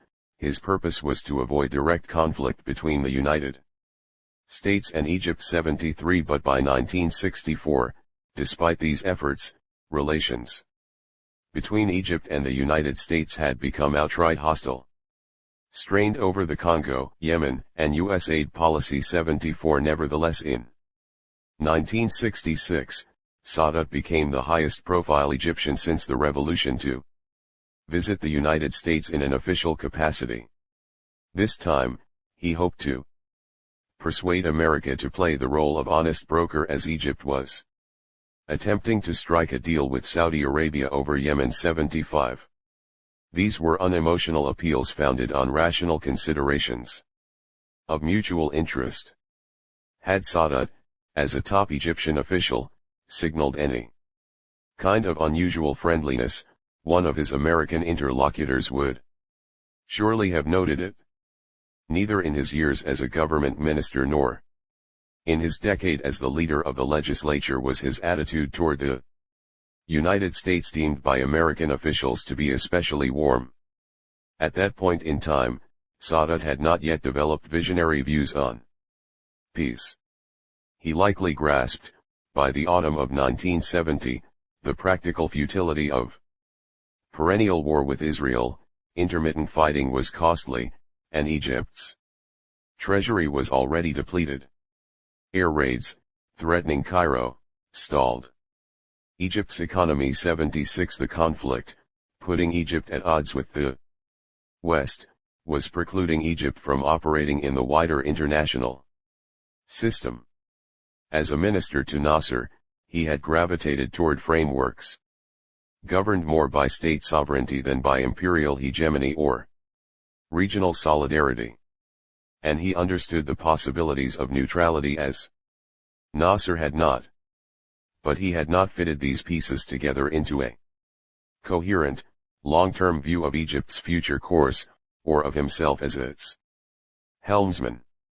Nor was there public evidence at the time of his potential to become a peacemaker.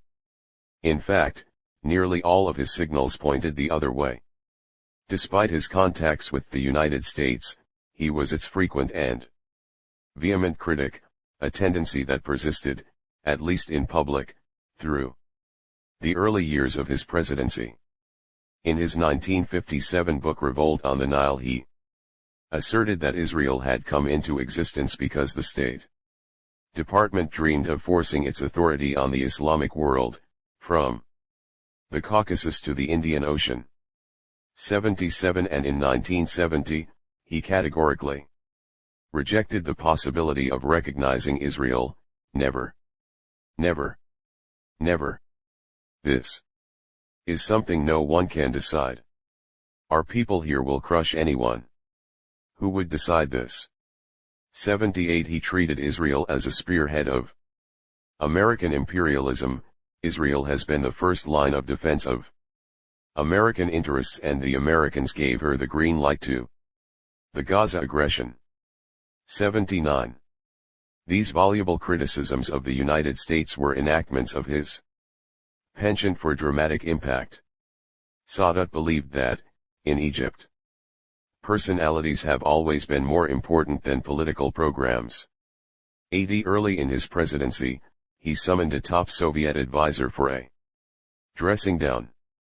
In the uniform of the supreme commander of the Egyptian armed forces, he warned the advisor, "I am Stalin, not Kalinin, then the token president of the Soviet Union. If you don't carry out this order of mine, I'll treat you exactly as Stalin would have treated you." 81 His manner of speaking was one of emphasis trending toward exuberance. He occasionally recounted confrontations and bold actions, for which the underlying evidence was ambiguous.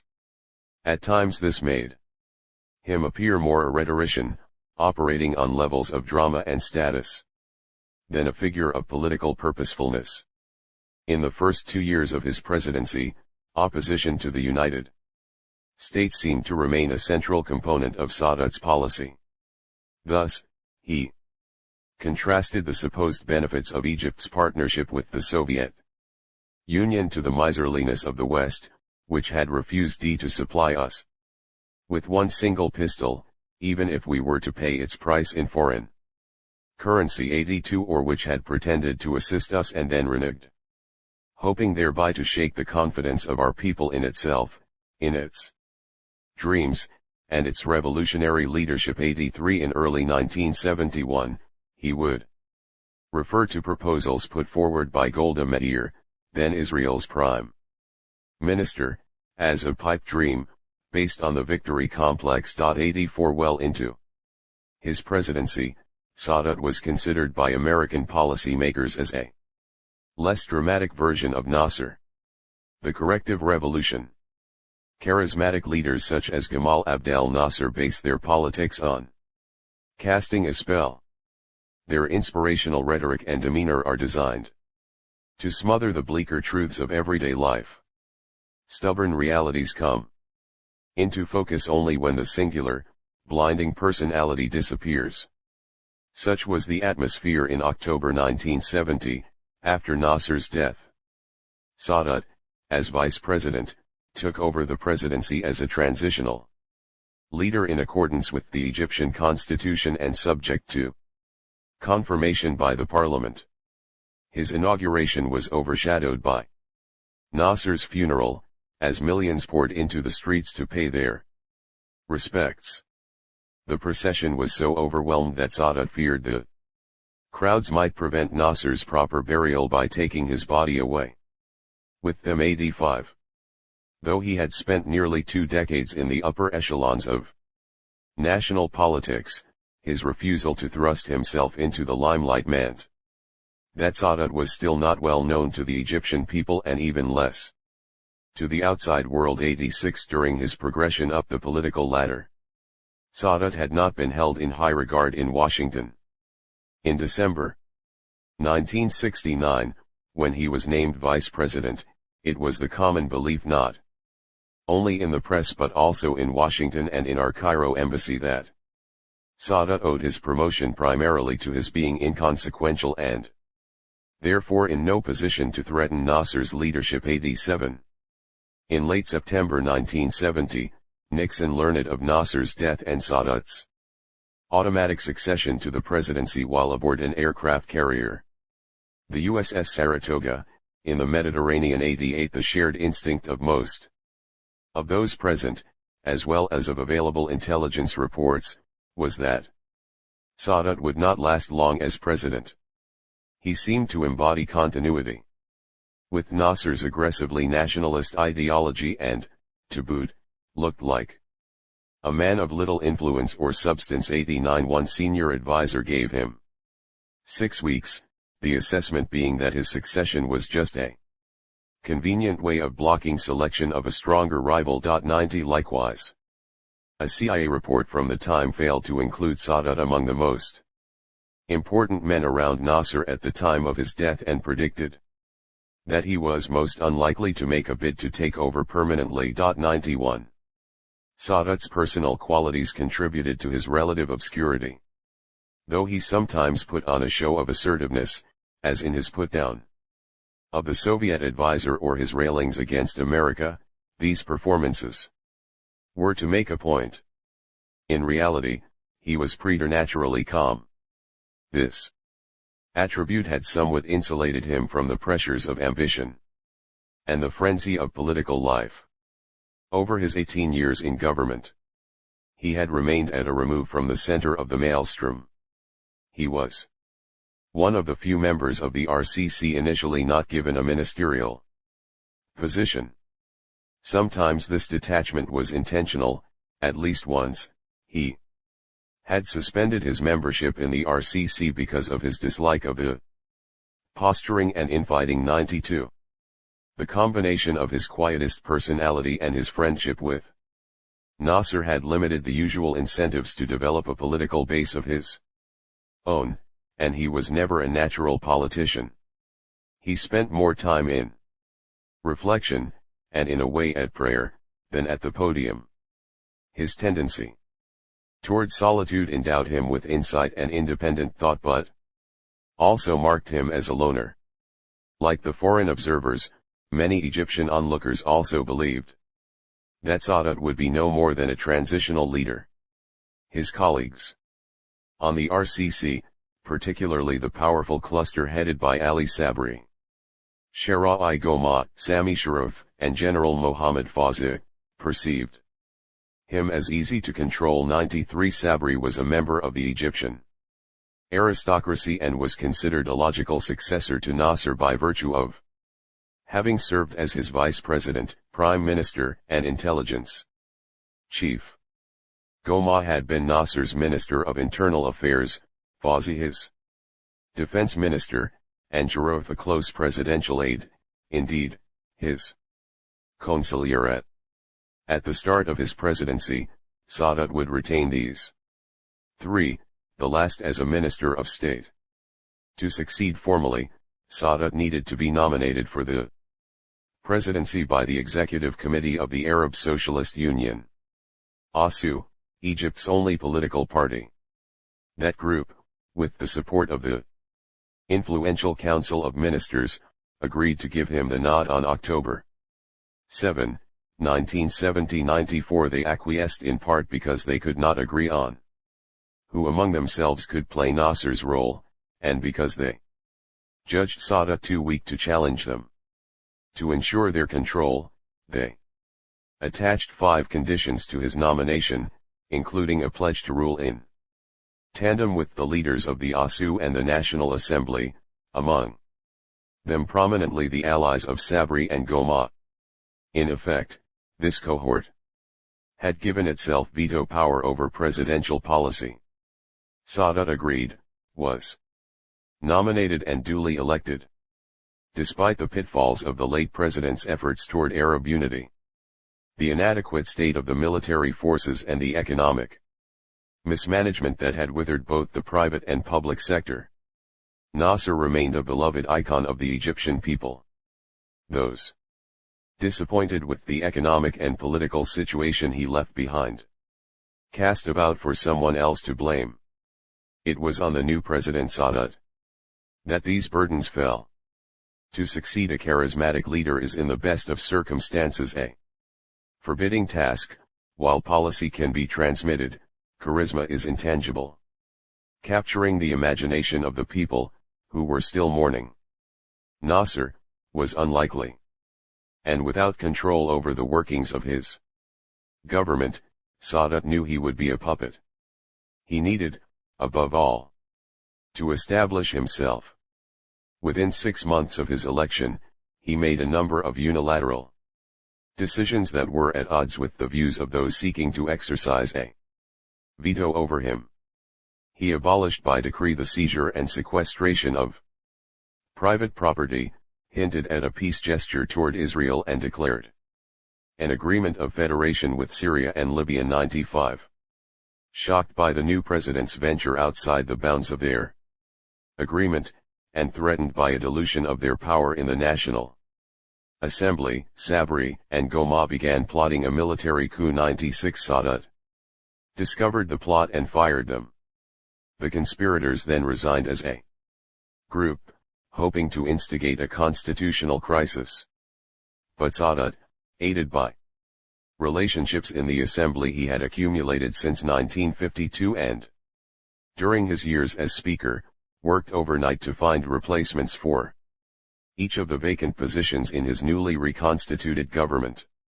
Instead of bending to his opponent's demands as expected, he swept them away in a single stroke, a move that would become known as the corrective revolution. Within 24 hours, he had imprisoned most of the plotters. 91 would ultimately face trial. Such decisiveness had not been evident in Sadat's earlier career, but it would become the hallmark of his presidency.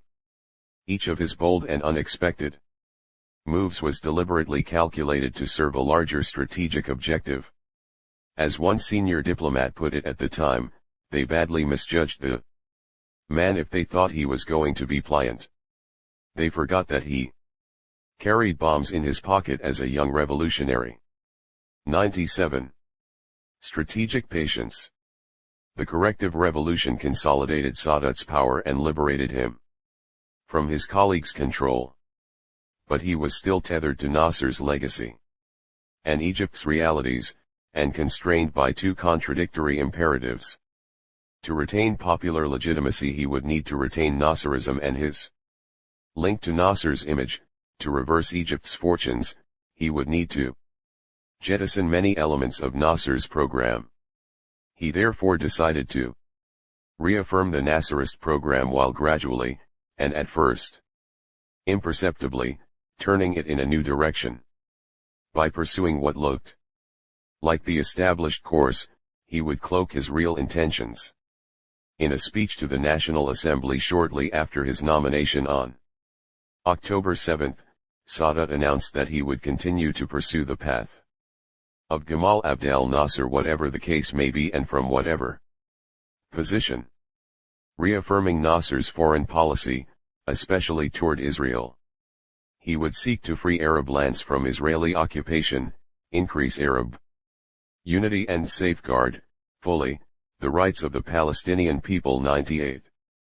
Though domestic policy would play a large part in restoring Egypt's historic role, Sadat was convinced that his ability to resurrect a truly independent Egypt would depend in the end on his foreign policy. But when he entered the presidency, he gave no hint of a seminal foreign policy shift. As Nasser's successor and heir, he could not risk a dramatic dissociation even if in the innermost parts of his mind he was considering it. Sadat's first move was to sign a treaty of friendship with the Soviet Union in May 1971, a political step beyond Nasser's technically economic move of accepting Soviet aid for the Aswan Dam in 1956. In September of the same year, he also nodded to Nasser's pan-Arab legacy in following through on the formalities of a federation with Libya and Syria. Throughout, he kept up Nasser's usual barrage of criticism toward Israel and America. The principal party is not Israel, but Israel's guardian, America. It conveys open defiance to us in everything, defiance to our existence, defiance to our dignity, our independence, our will, to every value we and the past generations fought to accomplish after the July 23 revolution. 99. As with many of Sadat's moves, this last one had a dual purpose. It placated Soviet uneasiness over the dismissal and arrest of the pro-Soviet Ali Sabri at a time when Egypt still depended on the Soviets for military equipment. It also provided a means of testing whether the Soviet alliance could be exploited to induce the United States to pressure Israel for a Middle East settlement on the basis of Arab demands. At their summit in Khartoum in 1967, the Arab leaders had sworn never to recognize Israel, never to make peace with Israel and never to negotiate with Israel. In his early years in office, Sadat's domestic position did not allow any deviation from the Khartoum rules. To that end, he now continued, and, if anything, made more explicit, the Nasserite attacks on Israel and the United States. In his speech to the National Assembly in 1972, he averred, armed colonialism of the brand we witness in Israel dislodges a people from their land. The means it uses to dislodge them is genocide and destitution. For its part, the United States, though powerful, mighty, and tyrannical, was nevertheless also impotent. 100 Whatever his ambitions in his first year in office, Sadat limited himself to paths in foreign policy charted by his predecessor, such as dispatching UN diplomats to engage Israel indirectly in the negotiation of interim ceasefires along the Suez Canal. Yet, while operating under the skies of continuity, Sadat also embarked on gradual denasserization. Cautiously, he accelerated Egypt's transition toward capitalism. He also led the formation of a new constitution that, while retaining the basic institutional structure of strong presidential command laid down in the 1952 revolution, added a greater emphasis on democratic rights and greater lenience to religious groups, especially the Muslim Brothers, many of whom he released from prison. In foreign policy, from his intimate vantage point in Nasser's entourage and then his vice presidency, Sadat interpreted his predecessor's end as a lesson in the importance of appreciating limits. With the Suez closure, and given Egypt's involvements in the Arab world, Nasser had taken on tasks beyond his capacities and failed to see the value in incrementalism, including, or especially, in the pursuit of ideological objectives. These had incurred reputational, economic and military costs, and also costs to Nasser's own flexibility by tying him up in impractical commitments and ideological rigidities. With these insights, Sadat initiated an early peace feeler to Israel too ambiguous for dramatic results. In February 1971, only 5 months after ascending to the presidency, he offered to reopen the Suez Canal if Israel would withdraw from the canal's immediate surroundings. 101 This arguably marked a retreat from Egypt's and the Arab world's demand of full Israeli withdrawal to the pre-1967 borders. Israel interpreted this offer as a maneuver to compromise the Bar-Lev line, its set of fortified embankments along the eastern edge of the Suez Canal. It also objected to Sadat's indirect method of negotiation, involving UN officials as intermediaries, generally through a mediator designated by the UN Secretary-General. To keep channels open with Israel, Sadat went along with temporary ceasefire agreements along the Suez Canal and, even when they broke down, refrained from ordering a resumption of hostilities. 102.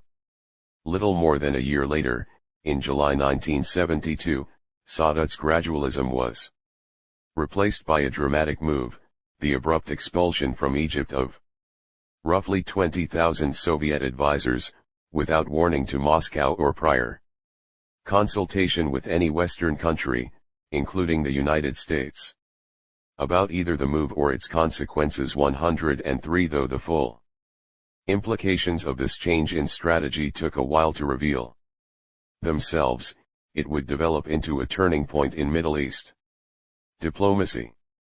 In retrospect, it appears that Sadat had given himself 2 years to determine whether Nasser's reliance on Moscow might produce tangible results.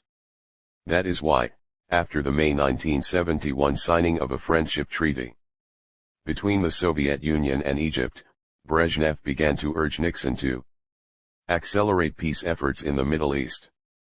The overture from Brezhnev came during the concluding phases of the Vietnam War and before the 1972 summits in Beijing, February, and Moscow, May, which would redraw the global diplomatic map. With this in mind, the American response was what we also told the Middle East parties, that we were prepared to discuss principles of an eventual settlement, including at the Moscow summit. The start of a formal process would be based on progress in those talks. The strategy adopted at the beginning of the Nixon administration had involved creating for Egypt incentives to turn to American diplomacy. The Moscow summit had ended with a joint statement of principles including a shared commitment to maintain stability in the Middle East, which omitted any call for an immediate resumption of active negotiations. Coupled with the Soviet refusal to supply Sadat with arms at a level he considered adequate, this seems to have cemented Sadat's judgment that the Soviet partnership lacked utility. Every leading statesman I have encountered, with the possible exception of de Gaulle, would have implemented a new strategy. Incrementally, in stages that permitted measures of retreat if it proved ineffective. By contrast, Sadat made a radical departure that could be sustained only by forward movement. Tension between Egyptian and Soviet officials had been building for years. 104 The spectacle of foreigners visiting indignities on Egyptians had, since childhood, struck a deep personal chord in Sadat. When in 1972 the Soviet leader Leonid Brezhnev demanded an explanation for the expulsion of Soviet advisors, Sadat wrote him, "You look on us as though we were a backward country, while our officers have had education in your academies." 105 In his memoirs, Sadat reflects, "I wanted to tell the Russians that the will of Egypt was entirely Egyptian. I wanted to tell the whole world that we are always our own masters." 106. Egypt would continue to accept Soviet economic aid, and the Soviets, intent on maintaining a modicum of influence, persisted in providing it. But Sadat had achieved his purpose of demonstrating that Egypt was capable of autonomous action and not merely the vassal of a distant superpower. With the expulsion of Soviet personnel from Egypt, Sadat had removed a principal obstacle to American participation in a peace process. With Soviet influence waning, the diplomatic route via America appeared to be a natural path forward. But foreign policy is as influenced by intangibles as it is by objective circumstances. Sadat was still held in low regard in Washington. His initial public steps as president contradicted his private overtures, which were in any case too indirect and subtle to suggest a potential opening for transformative dialogue. My personal assessment had not improved materially from the time of his ascension to the presidency. In February 1973, as part of Sadat's early outreach, his national security advisor Hafiz Ismail visited Washington and invited me to Cairo, if our talks made progress. I scribbled a note to a colleague, "Would it be impolite to ask what the second prize is?" The outreach was unappealing on a number of levels. In light of Sadat's frequent anti-American statements in 1971 and 1972, Cairo did not appear a promising site for negotiation. Also, Hafiz Ismail's visit to Washington occurred barely a month after the Paris Agreement ending the Vietnam War. Around the same time, Nixon had promised Israeli Prime Minister Golda Meir that another negotiation with Israel on a range of issues so seemingly intractable would not occur until after the forthcoming Israeli elections, then scheduled for late October. Sadat's apparent aim was to enlist the United States in producing a new Middle East arrangement on existing Arab terms, which began with the unconditional Israeli withdrawal to the 1967 frontiers as a prelude to negotiations regarding recognition of Israel. The Soviets had failed to produce this result for Nasser, and a number of Arab leaders, who had not been able to achieve it by force, refused to seek it by dialogue. The fundamental challenge presented by the prevailing Arab-Israeli peace process was that both sides demanded an irrevocable concession as a condition for entering negotiations at all. The Arab countries required that Israel agree to return to the pre-war 1967 frontiers. Israel insisted on direct negotiations, which its adversaries refused on the grounds that this would constitute recognition. Despite these obstacles, Nixon did agree to an exploratory conversation with Hafiz Ismail. At the meeting, which took place on February 23, 1973, Ismail made explicit what Sadat's expulsion of the Soviets had implied, that Egypt was ready to normalize relations with the United States. Nixon affirmed his intention to explore that possibility in good faith, and ended by summarizing his understanding of the difficulties of the Middle East negotiation as the irresistible force meeting the immovable object. He suggested that a settlement would have to satisfy both the demand for Egyptian sovereignty and the imperative of Israeli security. Given what he called the gulf between the parties, however, he felt it would be prudent to pursue a step-by-step approach, seeking interim and partial solutions, rather than attempt a comprehensive resolution, though without categorically foreclosing the latter as an option. 107. As had become standard operating procedure, Nixon stressed that the actual negotiation should be conducted through the Security Advisor's office and that Ismail and I should start the exploratory phase immediately, and indeed our discussions began the following day. 2. Permit extended conversations and to emphasize their informal, confidential character, they took place at a private home in a New York suburb. In our talks, Hafiz Ismail repeated what he had already told Nixon, that Egypt was tired of the no war, no peace situation and that Sadat was prepared to re-establish diplomatic relations with the United States. He urged the United States to participate actively in the peace process, deviating from established Arab terms only by implying a readiness to explore a separate peace on the basis of total Israeli withdrawal. Sticking to Nixon's suggested step-by-step approach, I outlined some details as to how it might work. It was, I pointed out, a significant departure from the methods that had characterized Middle East diplomacy heretofore. The prevailing approach to Middle East peace was comprehensive, involving the resolution of all contested borders between Israel and its neighbors as well as the Palestinian Arabs.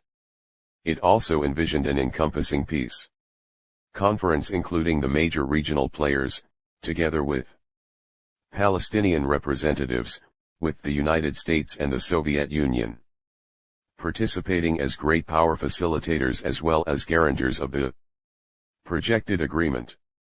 A step-by-step approach, by contrast, would seek to disaggregate the Israel-Palestinian dispute from the possibility of regional progress on particular issues. Some of these issues were related to sovereignty, jurisdictional and administrative arrangements, normalization of relations and ultimately mutual recognition, while others were related to security, creating non-proliferation regimes, countering terrorist networks and ensuring the free flow of energy resources.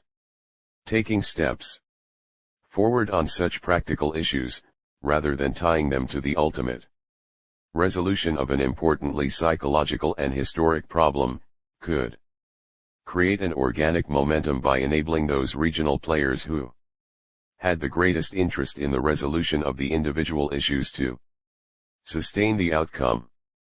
The conversations with Ismail were inconclusive in terms of immediate decisions, in large part because at that time, the spring of 1973, a step-by-step approach was altogether precluded by inter-Arab agreements. Nevertheless, I outlined to Ismail how steps might be taken, for example, by separating Egyptian and Israeli sovereignty criteria from accommodations on mutual security concerns.